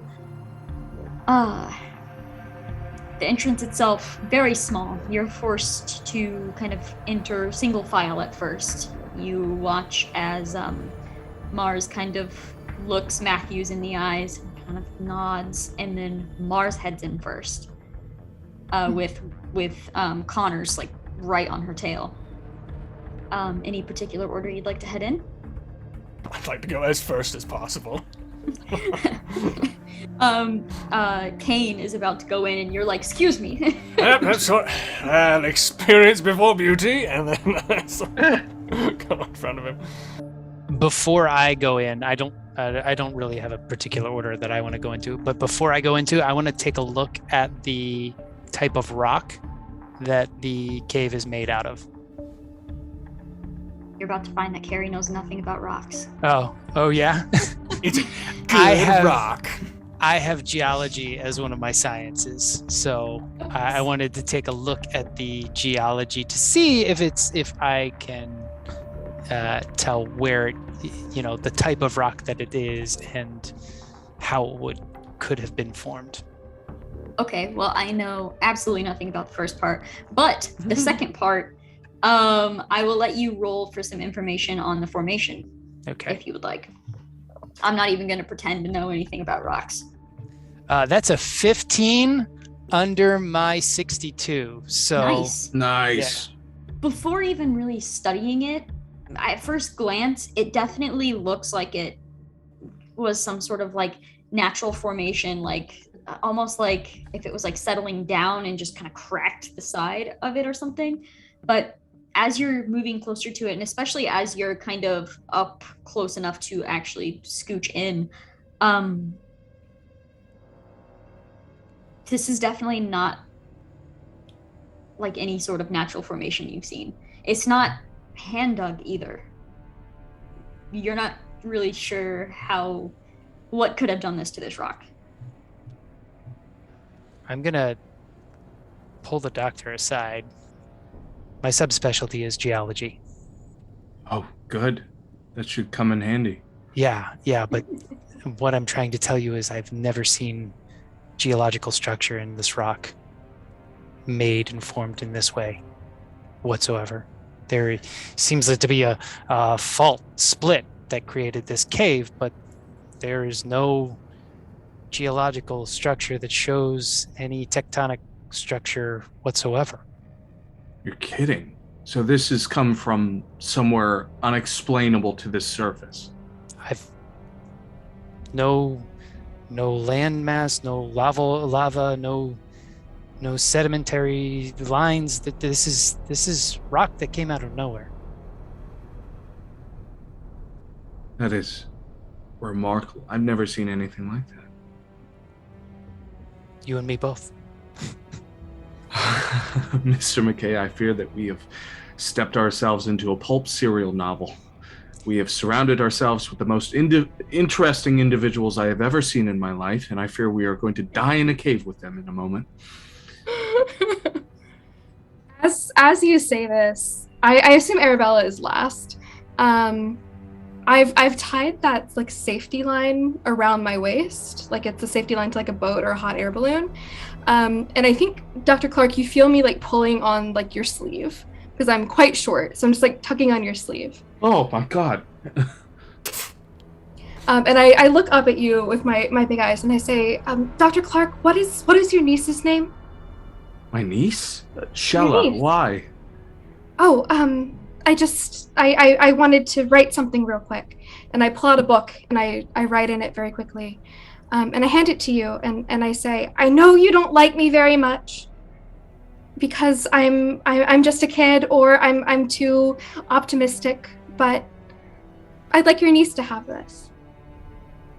Dr. Clark is just shocked beyond belief that this is happening in the mouth of a cave. He's trying to debate the idea that this core rock has erupted up into the surface of the world and will soon swallow us whole. And Arabella Earhart, main character of many a tween's favorite novel, is now submitting a book to him. He takes the book and he says, "This is very sweet, thank you. I fear any other thought in my head has vacated completely. Thank you for this kindness. I don't dislike you. It is just my nature. Please, stick by us. We found some information that is already perplexing. Whatever this place is, it's not dangerous, but it's interesting. And interesting things can provide hesitation, hampering. This will be your greatest book if you keep yourself safe." I'll keep myself safe. And just so you know, I am a little stronger than I look. I don't doubt you for a second. In that case, I am so much weaker than I look. I smile very brightly, kind of like giggle to myself, like just little laugh, and I trundle back to the end of the line. All right. Mr. McKay, if you could, let's keep this information between ourselves. I believe that there are certain members of this party that seek to believe that something happening here is darker than it may appear at first. Giving any information before it's due can cause panic amongst those who do not fully understand. Yeah, I can. We can do that. All right. You file into the cave, and just in this first cavern, sunlight is already scarce for how thin that entrance is. Your eyes kind of have to adjust immediately after heading in. There's still enough light up here where you don't quite think you need any light sources yet, but as you make that, 20 or so meters in, it is getting darker and darker and darker, and eventually you do have to pull out some form of light. Not all of you if you don't want to. As long as, a few people have a light out, you're good to go. Once you get to the edge of this, you do see some, posts kind of hammered in with little ropes going around to keep people from just walking off the edge in here.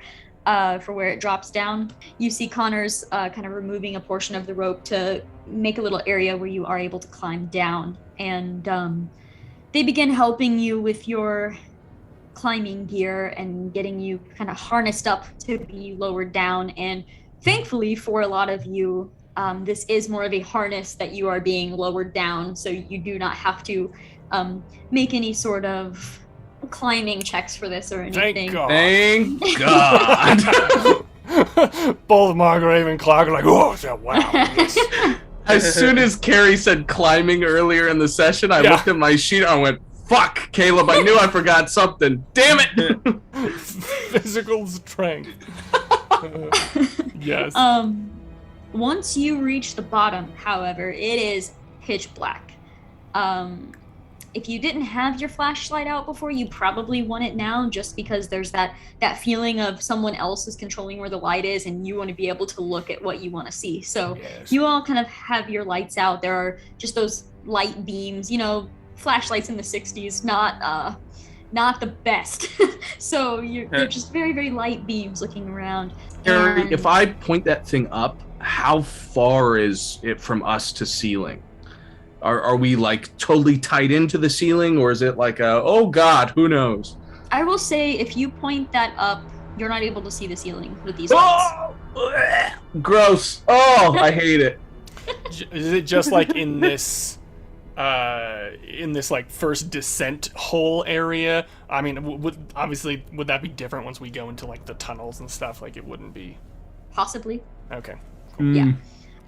In this cavern right here, looking up, you cannot see the ceilings, and Dr. Clark probably does that and probably has about that reaction.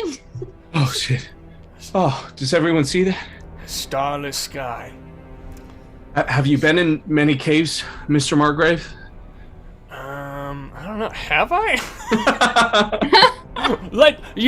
Yes. A couple. Whatever you want. A couple. Do you have any advice? This is my first. I've done dig sites, of course, but nothing quite this deep. There can be false light in places. Don't think light is sunlight down here. Sound does travel strangely in some areas underground. And if a person goes without light for too long, they can begin to basically hallucinate. You can see things that aren't really there.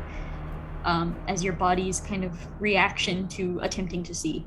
I will relay that stuff to Dr. Clark. And also, it's always good to stay together. Very easy to get lost underground. Different. Mars seconds that. She says, yes, everyone stay alert. Private Matthews, you're with me. And there's a little pause, and she says, Matthews.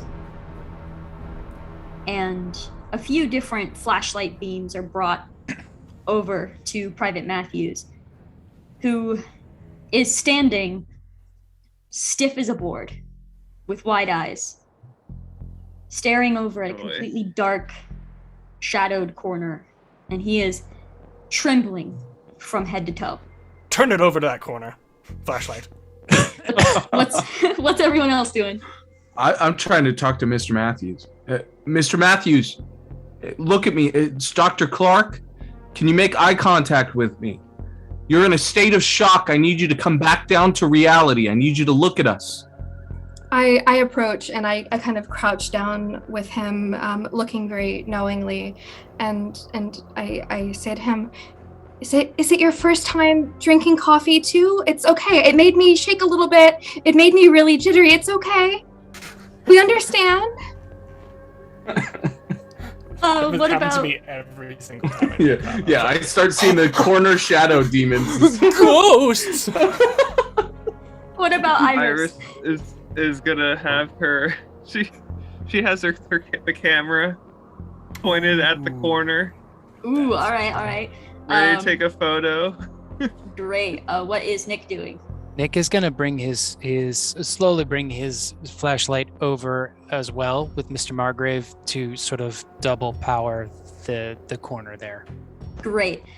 You also see Mars's flashlight going to the corner as well. So you have these, 3 different flashlight beams kind of crossing for a moment to all meet up in this dark corner.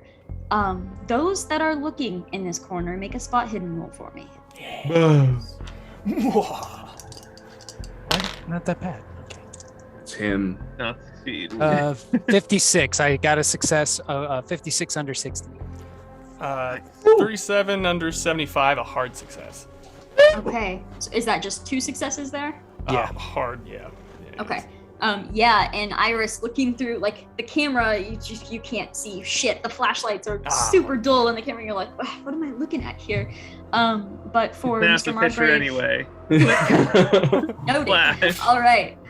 So, Margrave and Nick, you are looking at this corner, and I will say, as the flashlight beams hit, among the rocky walls, you see something that, especially for Nick, seems a little oddly shaped for a rock wall. And as the flash of that camera goes off, both of you get a very, very good look at something you're not quite sure you can explain. Some sort of torso and just oddly rounded head. And as soon as you see this, in this just brief flash of light, the camera flash actually temporarily basically blinds you for a moment as your eyes have to then adjust from the light to the darkness. And in that split second, you will hear Private Matthews scream. The two of you talking to him, he kind of pushes away from you, turns around, and begins to run. As he goes to run, he slams square into the chest of Lieutenant Kane, and before anybody can even react, everyone sees a flash. In a split second, the figure from the corner moves from the dark corner and onto the wall of this cave, jumps up, clutches onto the wall of this cave, and then dives down at Private Matthews. Lieutenant Kane shouts and shoves Matthews out of the way. A flashlight kind of flips through the air. You see the ray of the light kind of just spiraling through this cave, lands, causing dust and dirt. You hear then a gunshot, loud, echoing in your ears. You hear 1, you hear 2, you hear 3 gunshots slamming into the walls of this cave, kind of going up as the gun is being fired. You then see dust and dirt falling, and then a sickening sound as rocks shift, and the cave entrance begins disappearing from view. As rocks crash down, they begin tumbling. Your first thought is... Everyone move to the cave! What would all of you like to do to avoid this tunnel collapse? Untie myself as quickly as fucking possible. Okay, I'm gonna have you make a dexterity roll. Mm-hmm. What would the rest of you like to do? I have a very important question. Does that monster, is that familiar to me, or look sort of familiar? No. Damn, okay. Well, then I don't really care about it. So I will sort of shout like deeper into the cave and try to make my way as quickly there as possible.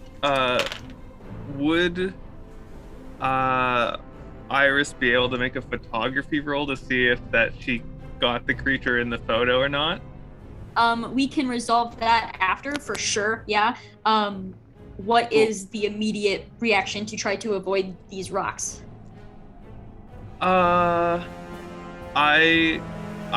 would first want to see how Arabella probably does with the rope. Actually, no.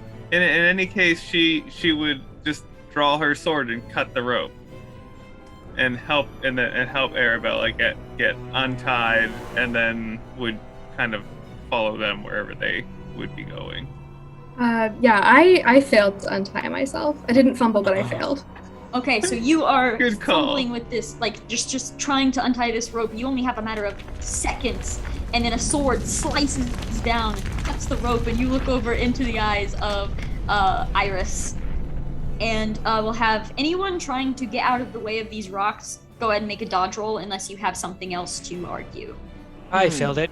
53 of 25, so.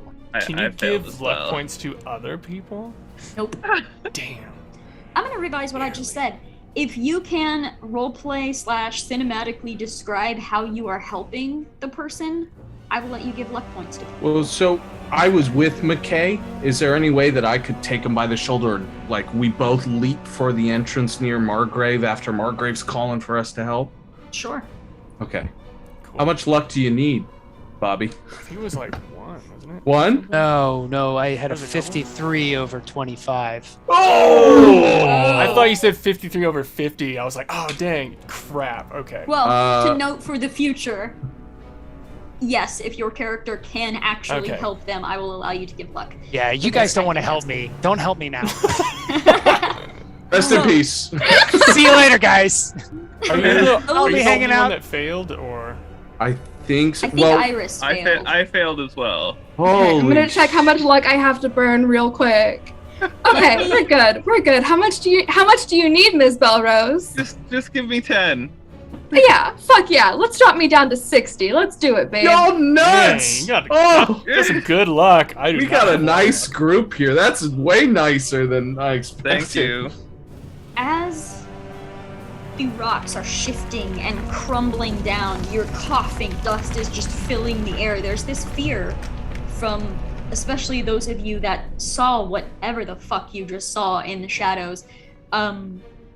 There's this fear kind of settling into the pit of your stomach, and this cavern is obscured by dust for like a solid 10 seconds. And during this, you hear the remainder of the rocks falling in, and you also hear a constant of a gun still just firing off, almost rhythmically. Light illuminates the dust from the gunshots with each one, and then silence. Well, all except for the loud ringing that is vibrating in your ears. As sound begins to very gradually come to you again, and the dust is beginning to settle, everyone is coughing from the dust. You can hear the sounds of someone hyperventilating, definitely hyperventilating, coughing even more. You hear the faintest sound of like a throaty gurgle. Imagine just before they would have been trapped under, Arabella just pulls them out and they land together. Yes. So as you're coming to, Nick, you are like stuck beneath one of these rocks with 2 points of damage. Okay. The dust is settling.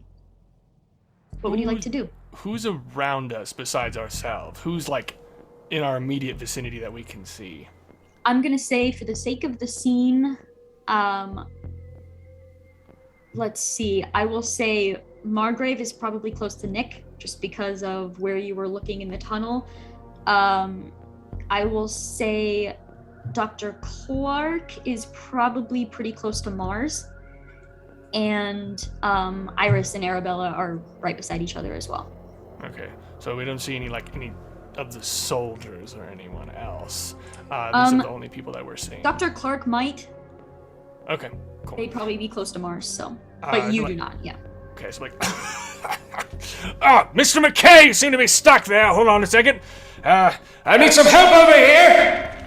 Sort of call out.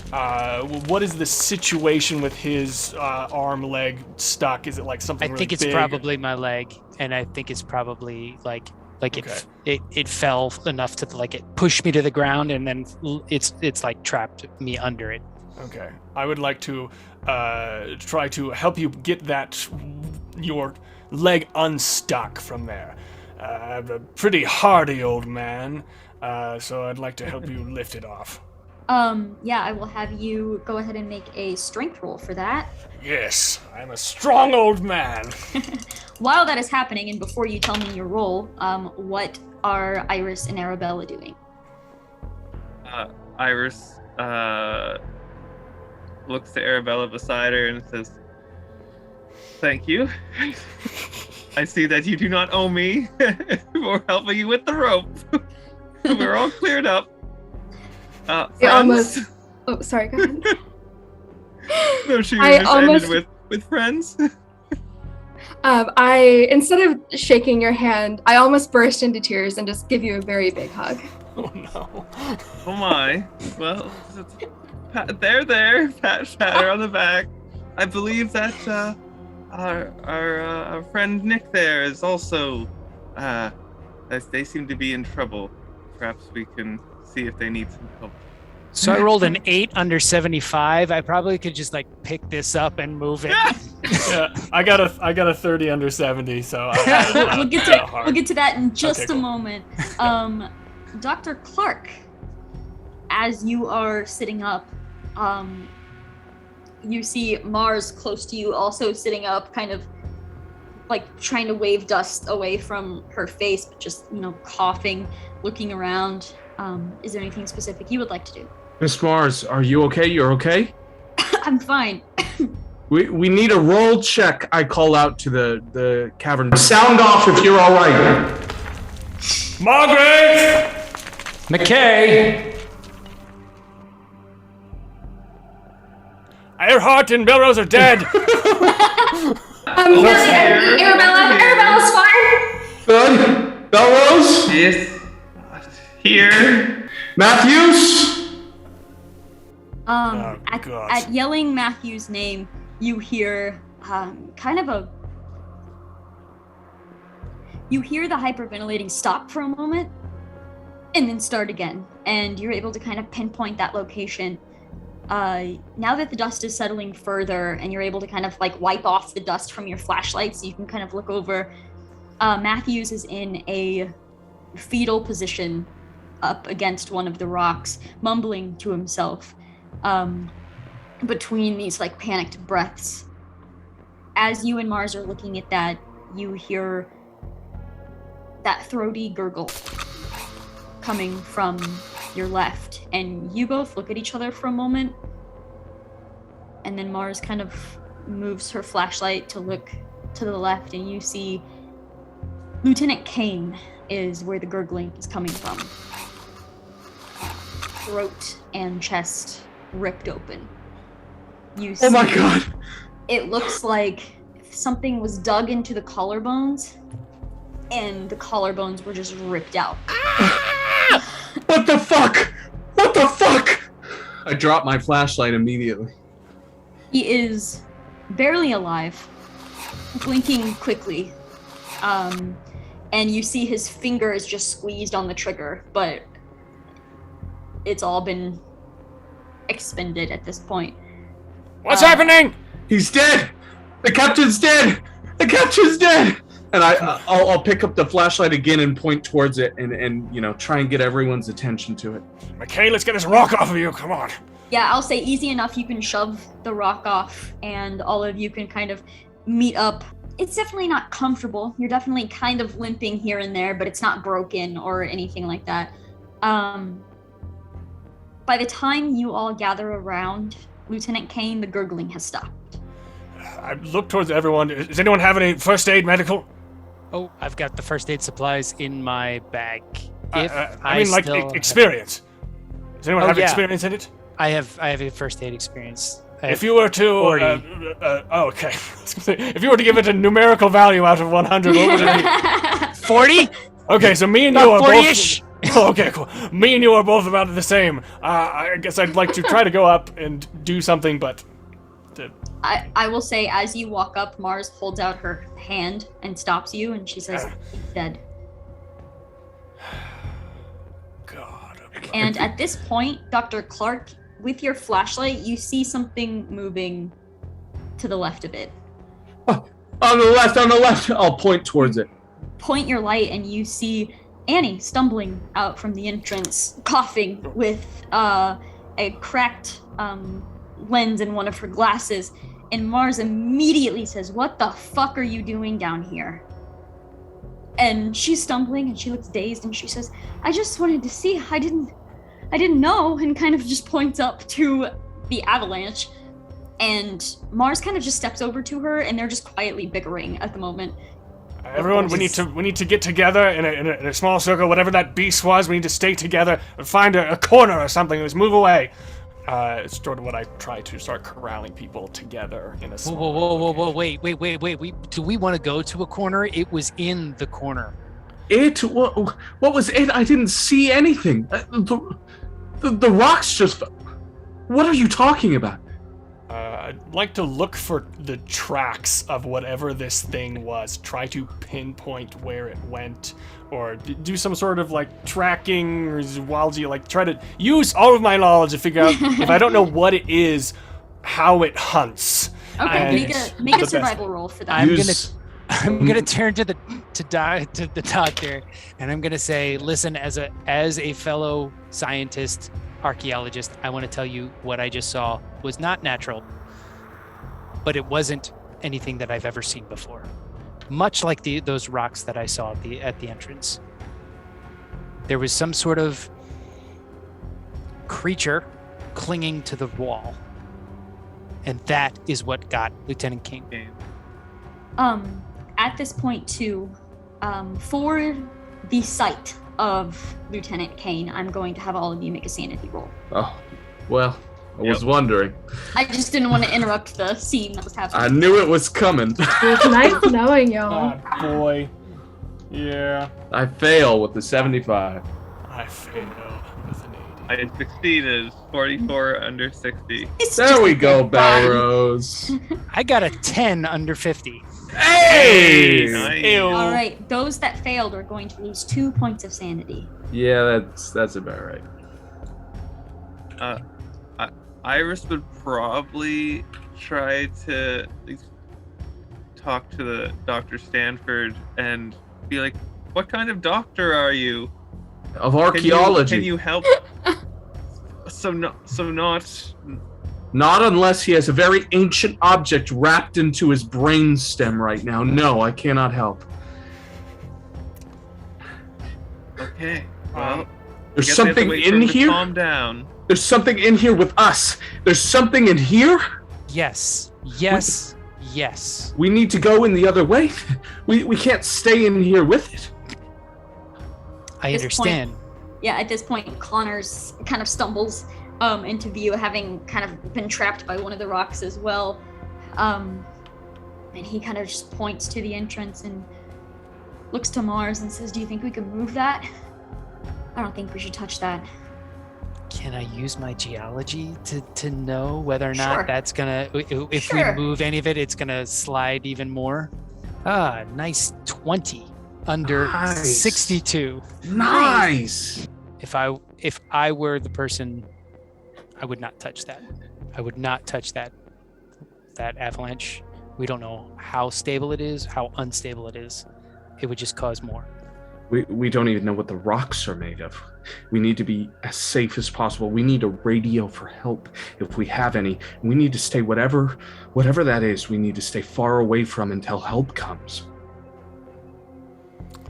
I don't think radios are gonna work down here. Well, the people at the dig site, they'll have realized there's a cave-in, right?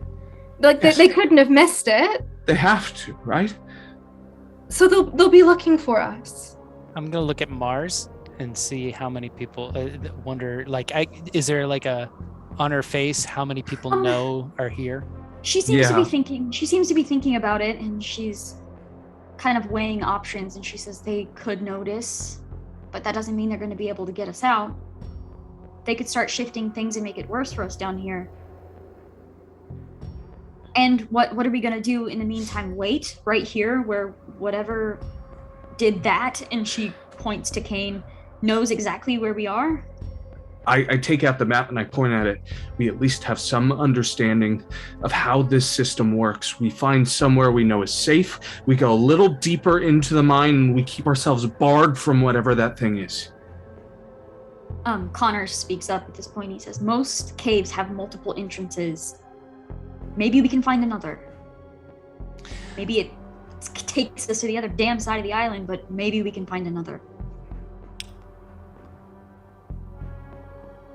Knowing that this cave wasn't formed naturally, would I know that there may or may not be another? I would say you would have no idea.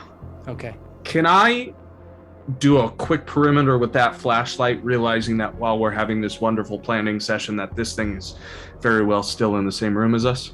Sure, make a spot hidden roll. Oh, lovely. With that little monster roll that they made earlier, I'd like to push it because I failed. Okay, yeah, go ahead. And Iris, let's have you make that photography roll. Oh, that's right. Yeah. All right. I have a 33 critical success under 70 for spotting this thing. Great. I almost fumbled. I got Oh. a 95 instead of a 96. I am gonna. I'll push it. All right, go for it. So we have a success for the tracking, we have a success for the photography, and we had a critical success for the searching. Wonderful. Yeah. So, all at the same time, I'm going to describe each thing, and then everyone can react accordingly. All at the same time, Mr. Margrave, you kind of look at the wall where you saw this thing jump to, and you see very, very large claw marks where whatever this was gripped into the rock before pushing off and leaping. So you kind of follow that over to Lieutenant Kane's body. And from there, you're trying to search to figure out where this thing ended up after the body. While this is happening, Iris looks down at the photograph that was taken, that had come out of the other side. It's you can see it now. You're looking at it, and with the flash and with the light beams and the different shadows, before I tell you what you see, I need you to make a sanity roll. Oh no. Nice. Oh my gosh. 47 under 60. Success. All right. There's nothing in the photo. She's You like, don't see anything but rock formations, totally natural. she does the looks at it. Dr. Clark, as you are looking around, you kind of pass Lieutenant Kane's body where Mr. Margrave is standing. And then as you're passing back, Mr. Margrave notices the two little scratch marks in the ground that kind of resemble the one on the side of the wall, where it almost looks like this creature jumped again. And so you begin kind of looking up towards the walls, and at the same time, from two different sides, Mr. Margrave's flashlight beam and Dr. Clark's flashlight beam both fall on a almost like hive-like hole in the wall, where you see claw marks around it as if something crawled into it. Well, It's probably about 15 feet up or so. Dr. Clark, Mr. McKay, you familiar with animals at all? Probably not in your distinction, Mr. Margraves. I think this may be your category. Well, you ever seen something that can jump and go that fast like that? I've never seen anything of the like. If it can climb like that, we should probably get out in the open. I suggest we move very slowly back to a tunnel, at least for now. We need to watch above us. If it's moving through these cave systems, through some tunnels they've made their own, then they're watching from above. Right. Do we spot any of those other holes in the ceiling, other places? I will say, looking around for a little while, you maybe find one more about 20 feet up or so, but keep in mind you don't see the ceiling up here. Down here. Okay. Over here. That's so true. God. Just goes on forever. Good. I just want to put this out there, Carrie. Dr. Clark is going to be looking for any remnant of civilization in this tunnel throughout. Like, he's going to be using the flashlight on the walls to search for anything he might have some insight on as to what this was, whether people have been here before, all that good archaeologist bullshit. All right, noted. I'm sort of like saying to the group and to myself, curious if this thing attacked us out of nowhere. Perhaps we're in its territory. I just want to walk over to Lieutenant Kane and kind of look at him and be like, normally animals kill prey, they eat it. But that's not what he did with this one. And I'd like to look closer and like maybe I probably look towards the other more educated people, like, is there something... one of you brainier people, tell me, is there something wrong, something strange about how they killed Lieutenant Kane? Mr. McKay, you have more of a background in this with your first aid knowledge. Do you mind?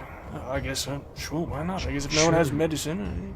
I'll try to do a first aid to try to figure out if there's anything, if I can glean any information of, like, why it killed.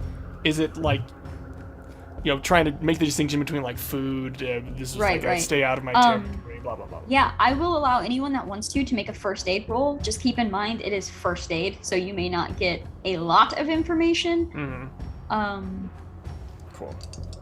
I've got a natural world. Ooh. Okay. I failed. That's not gonna apply here. Okay. Because it's not natural. What you're saying? Yeah.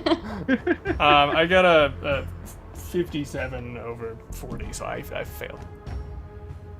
I can't seem to... It's hard to gauge because getting a closer and better look after everything is settled too, it is definitely, and especially with you seeing the tracks and seeing the strong, long claw marks, these claws hooked into the collarbone and quite literally just ripped the collarbones out, taking many pieces of the rib cage along with it. Cool. I feel like without actually getting information, he's just going to make an assumption, and he's going to be like, yes, it seems like it wasn't a food attack, perhaps it was a territory. I fear if we go deeper wherever this animal, this beast hails from, I'm feeling we might be going into further danger the deeper we go. But I don't think we have any choice. Sort of looks up towards the caved-in stuff. Maybe it is human. Maybe it's those cultists, like I was talking about in Portland. They've been down here long enough to go insane, like you Dr. said. Clark! No human can move like that. But That's something I can be very sure of. You saw Matthews. Matthews was down here for less than a day, and that's what they turned him into in this darkness. Maybe it's just unleashed the inhibitions of the human mind. They've convinced themselves they've gone primal again. Right? Right? Sure. Iris will Clark. try to show the doctor the photo that she took. She says, "You saw the flashlights on the thing. I took a photo," and she shows the photo. She's like, there's nothing. Maybe it's a vampire."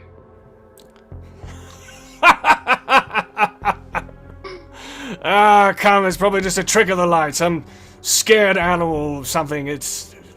I've seen cats do horrible things. This is probably exactly what that is. How many cats have you seen hive in the ceilings, Mr. Margraves? Well, how many islands have you been on that have just appeared? Strange things happen all the time. There's lots of discoveries we haven't made. There's no point arguing about it. All we can do is try to find a way out of here. What say you, Miss Mars? Mars is nodding. She seems to actually be pretty shaken and can't really look at Kane anymore. But you see like this hard exterior come over her face again, and she starts looking in front of her and kind of walks over to Clark, who has the map, correct? Yeah. Walks over to you and shines her flashlight at the map, and she's like, okay, we have 3 tunnels. She kind of points her flashlight over to Matthews, who is still just muttering in the fetal position. I don't know if he's going to be any help. I don't know. What do you think? I think I can help. I have a compass, so we could at least know what direction we're going.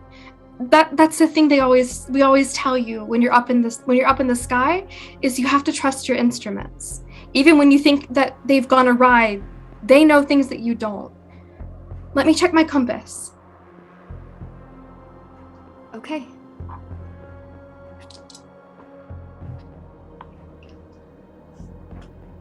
What should I roll?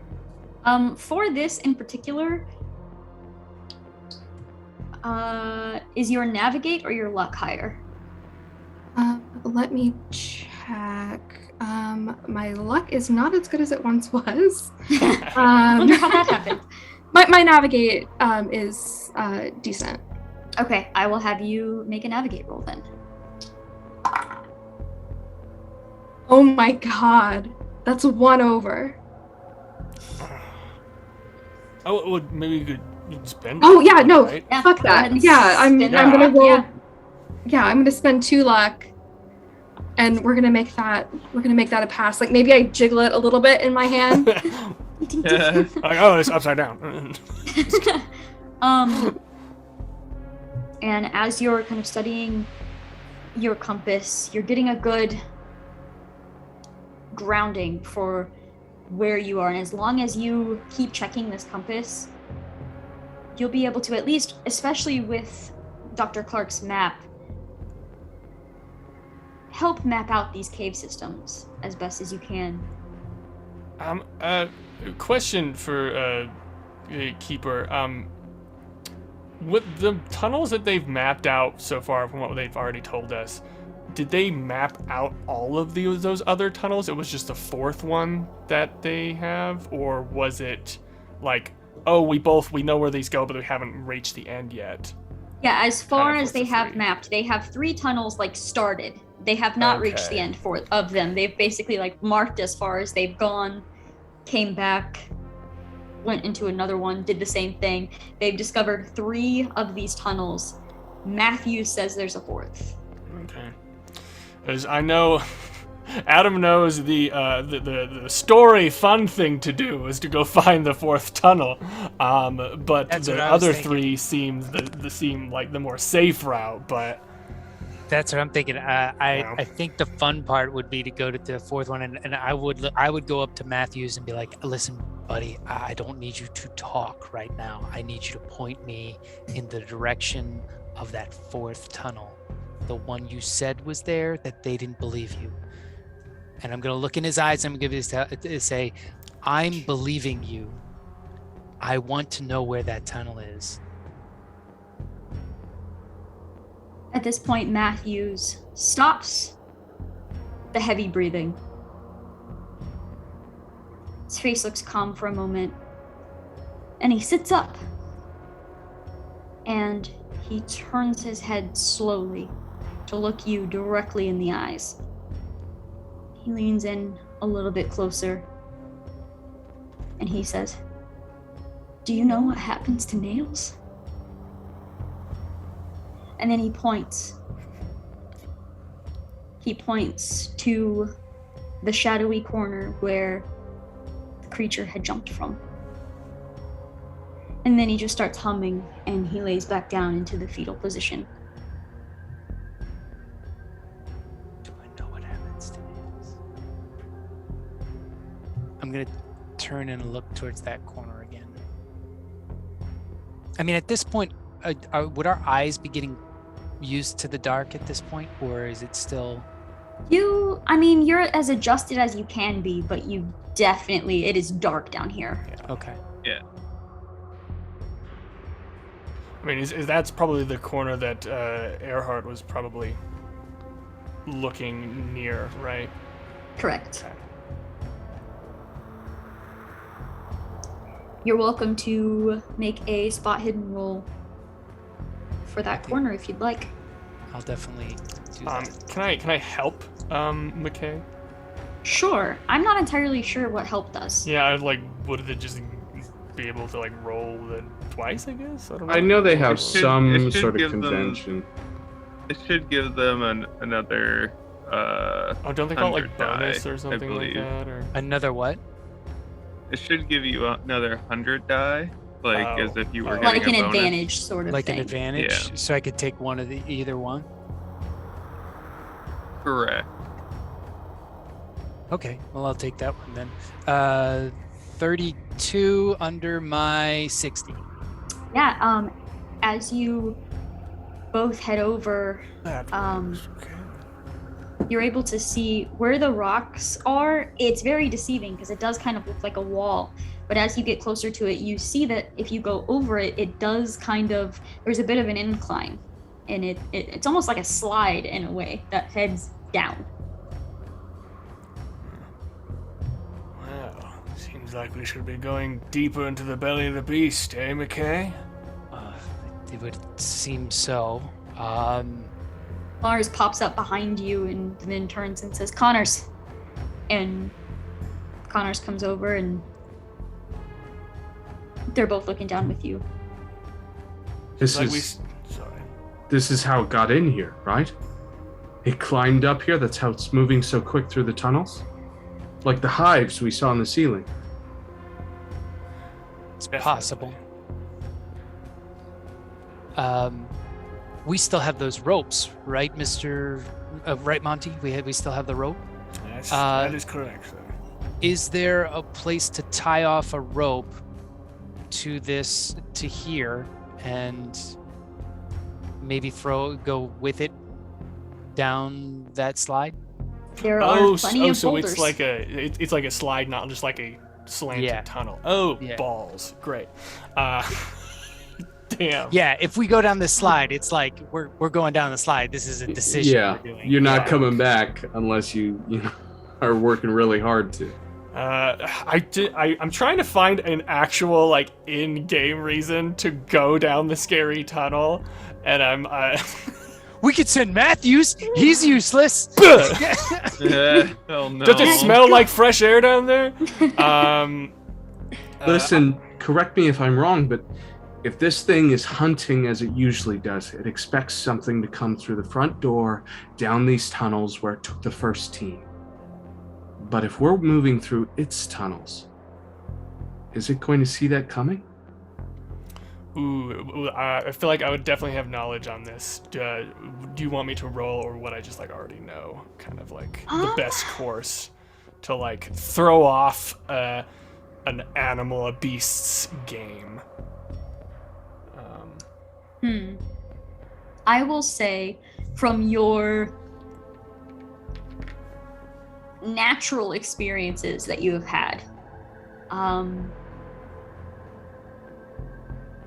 if something is hunting you,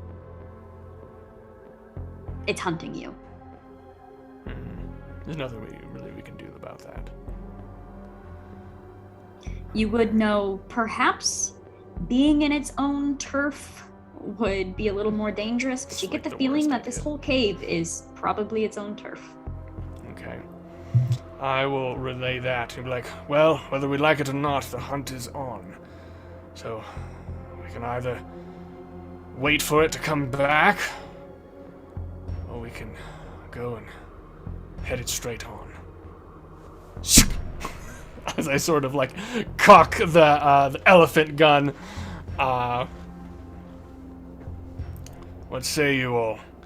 Would you prefer dying here or dying in there? Mars says, we can't stay here. I can't stay here. I have to move. But the smart thing to do would definitely be that rope that you were talking about. Yeah. I mean, at least it gives us... I mean, I don't know what we're going to do once we get down there. Well, listen, let's scout it out first. We take one of our smallest, we send them down on rope. We are holding as powerful as we can. And then once they're down there, I'm trying to not look at VJ right now. Once they're down there, they can see the location, see if it's of any danger as best we can. And if anything happens, we pull as hard as we can, get them back up here. Once they've relayed that it's safe enough, we all go down. Seems like a good idea. Who has the... I know that my build is -1, so I am technically the smallest, I think. Am I smaller than Arabelle? Arabella? -1. My size is 45. Mine's 40. Oh my gosh, okay.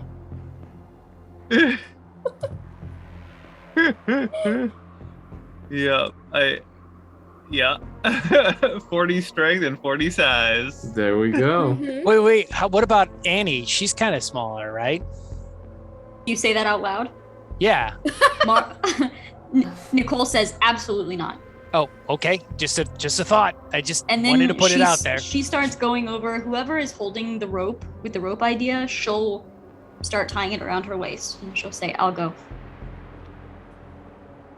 Miss Wait, Mars? Nicole? Okay. Yeah, I'll go. I'll check it out. I'm the reason you're all down here.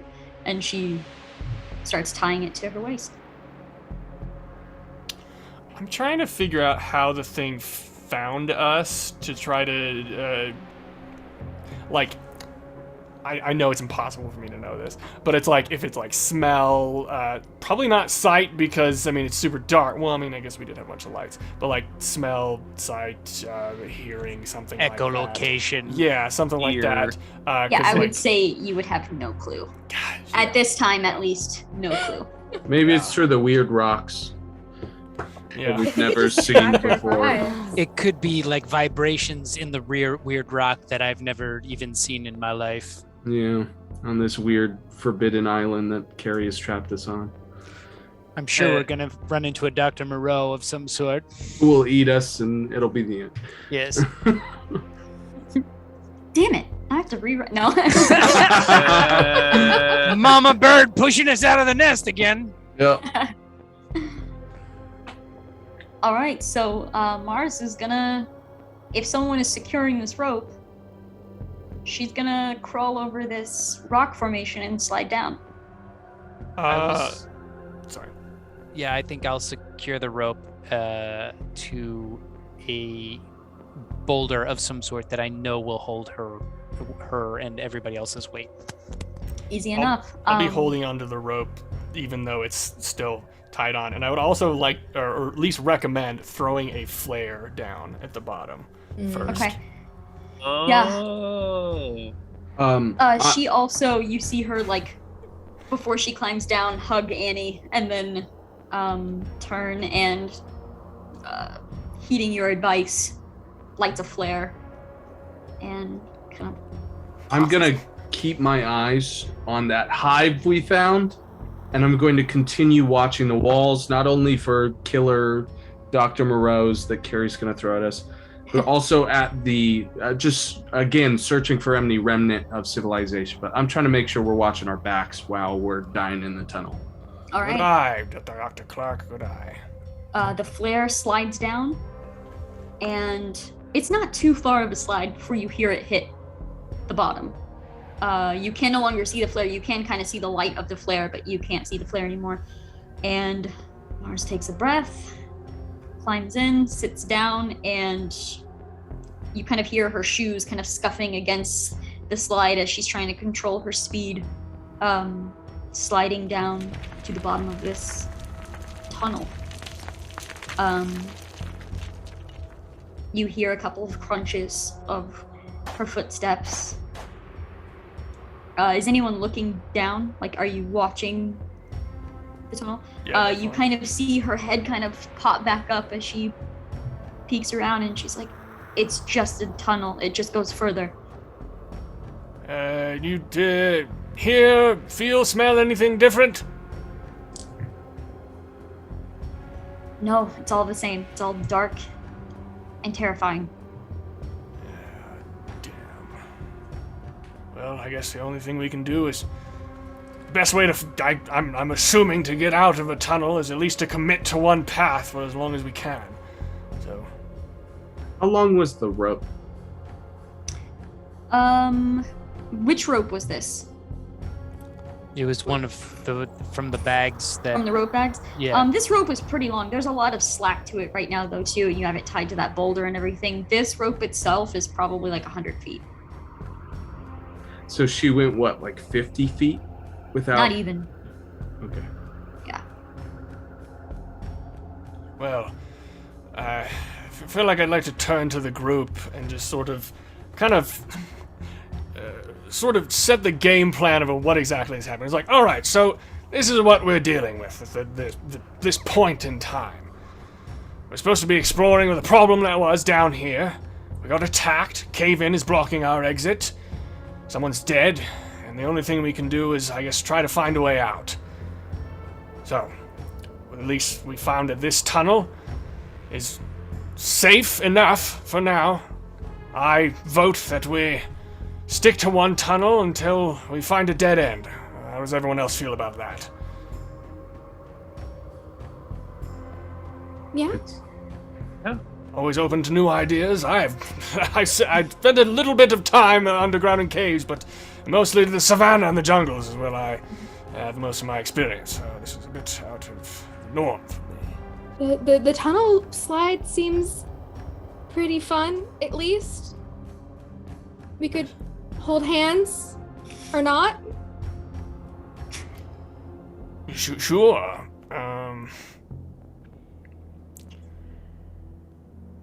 I agree. We've got to keep moving. We have to stay alive. There's something else we have to consider. We were sent here. Yes. Not just by MARSCORP, but by those people in Boston. These coordinates specifically sent to a cave system. There must be something in here, especially with whatever that is that's hunting us. Correct. If we can find whatever it is that they had down here, then maybe we have a solution to why it's happening to us. Yes, very true.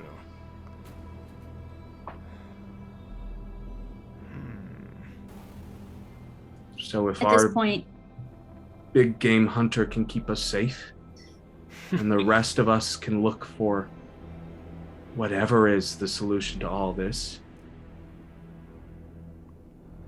Yes. There's got to be some sort of reasoning for all of this.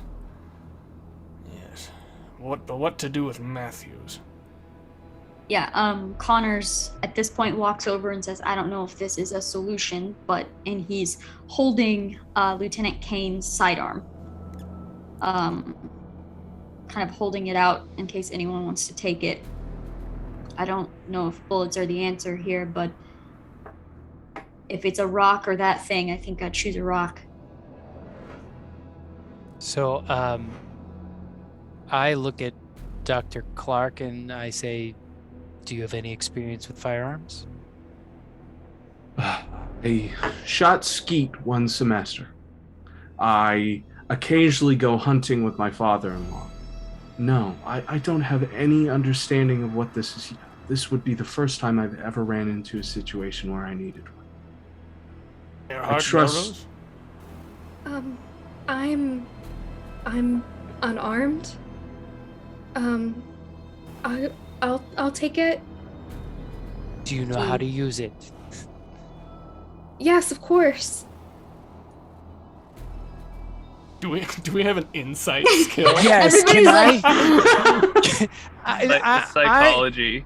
Yeah. Nick, Oh, right. Nick especially is like, this is the one who talked about like going on the adventure that she wrote. So like, I don't know if I want to give her this gun, and that is just because if she's saying she has it and she doesn't have it, this could be very dangerous for the rest of the group. Think of the book, though. Arabella Earhart and the magical 9mm. I know. It's That's if she's writing if she makes it out. I just want to know is there like a way that I can check that from, like, Do you have psychology? Yes, very Ooh. low psychology. I have a 10. It would have to be like an amazing roll in order Worth a to get shot. Yeah, can I help? And my reasoning for this is, dealing with guns a lot myself, just sort of like knowing like how to handle them, and sort of like you kind of see like the bearing of someone who kind of at least knows how to handle one. Maybe. Okay, so here we go. With this help, I'm going to, because Connors would also be right. kind of sighting. Right. So I'm gonna give you a 30% bonus to this. Ooh, So dope. like whatever I get, I can subtract 30. Correct. Okay. Dope. And I only just one straight roll? Yeah. Okay. Because you have multiple people highly trained with weapons. Honestly, I hope we fail. So I got a 56 minus 30, which is a 26. Which fails, correct? Yeah, it fails. Ah, It's Like, but- you gotta spend some luck. Yeah, so here, I could Looks like he can When- handle himself. when Arabella says that, I'm gonna say she reaches out and grabs the gun, and this check was for everyone looking to see how she's handling it, and I'm just gonna say she grabs it and kind of tucks it to her side too quickly for anyone to get a bead on exactly how skilled or unskilled she is. This is awesome. I love it. Good lass. Good lass. Mars kind of talks up the tunnel. What are we doing with Matthews? That's a good question. Yeah, Connors looks over. Matthews is still just sitting there, kind of shaking his head, fetal position in the corner. Respectfully, I don't even see how it's a conversation. I know that he's indisposed, but we need to bring him with us. I can't have his death on my conscience. I'm like looking at the rope, and I look back at you. Agreed. That's the reason. So you're tying him up and taking him with you, or is that what you're saying, No, Monty? my reasoning was like, if we leave him behind, he might cut the rope. Oh, So okay. I was like, yes, of course, we should definitely bring him. I don't want our death on our conscience. I was just sort of tagging on to what Dr. Yeah. Clark said, but for different reasons. All right, Okay. so I will say you can work together to get Matthews down this tunnel, but once he is down, there will need to be at least one person constantly helping him along. Is anyone volunteering for that position? Nope. Yeah, Connors is. yeah, if Connors wants to help me, that'd be even greater. But I'm unarmed anyways. It just makes sense for me to keep him with me. Yeah, I think Connors is kind of taking point here. As much as he does not want to fire a weapon, he knows vaguely what you are in here with, and he's going to have all attention on his firearms at the moment. Well, then I'll try and keep myself, Matthews, and Mars close together as we're sort of the ones who can't really fight back if things go down.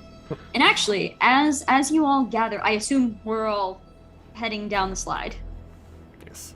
And as you're all gathering up here in the light, like the red light of the flare, you do see Connors take his own firearm, or his own sidearm, and hand it to Mars. And Mars does take it, and while she does not seem to like guns, she seems very well trained.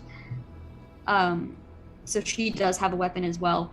And I'll say Annie will probably help you with... Oh, Annie, I totally forgot about Annie. Yeah, I'm going to keep Annie close too, because that's Yeah, a Annie mess. will help you with Matthew's best that she can. Okay. As we're going down, I'd like to ask Mars some questions. As we're kind of like, the long time of like one person going down at a time. Is like, Miss Mars, I have a question about this, those strange events that happened 9 months ago. Is there any other information that you can give us? Any other reason you might be holding out anything important that might be useful right about now? She turns to face you directly, and she says, Mr. Margrave, what sense would it be to hold any sort of information from you right now? We are all in the same boat here. I don't know. It's just a bit strange, this whole thing. I just wanted to make sure. That's all. Unfortunately, we're all clueless and fucked. Yes. Well. Fucked indeed! And I turn around. Wait for everyone to go. Get down. You head down these tunnels for a little while, and you're keeping an eye out. Your weapons are drawn if you so wish, and after a little while, you're not quite sure how much time has passed, but you hear a voice come from the tunnel behind you. It is Lieutenant Kane's voice, and you hear him say, "Hello? Over here. Hello?" Who's saying that? I say to the group. Yeah, Mars, looks around at everybody you fucking heard that, right? And Yes. Connor's, kind of stage whispers, was that Lieutenant Kane? It sounded just like him. There's no way he had no collarbone. Hello? Come over here. Everyone keep moving. I'm gonna stay at the back of the party as we're still moving forward and just be looking back with my flashlight, walking backwards basically at the back of the group. Okay. I am going to have Margrave make a spot hidden roll for me. I don't want to see it. I think I definitely got it.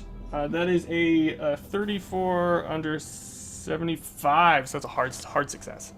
Okay, so you say, I think we should keep moving, and as the group is kind of beginning to shuffle on again, you're looking back. It is so dark, and your light only stretches so far. You hear one last, "Hello?" And then you hear... And right coming into your light, you see a figure sprinting towards you. Just hard sprint. As fast as whatever this thing can. You are not even able to get a good look at it. Just sprinting.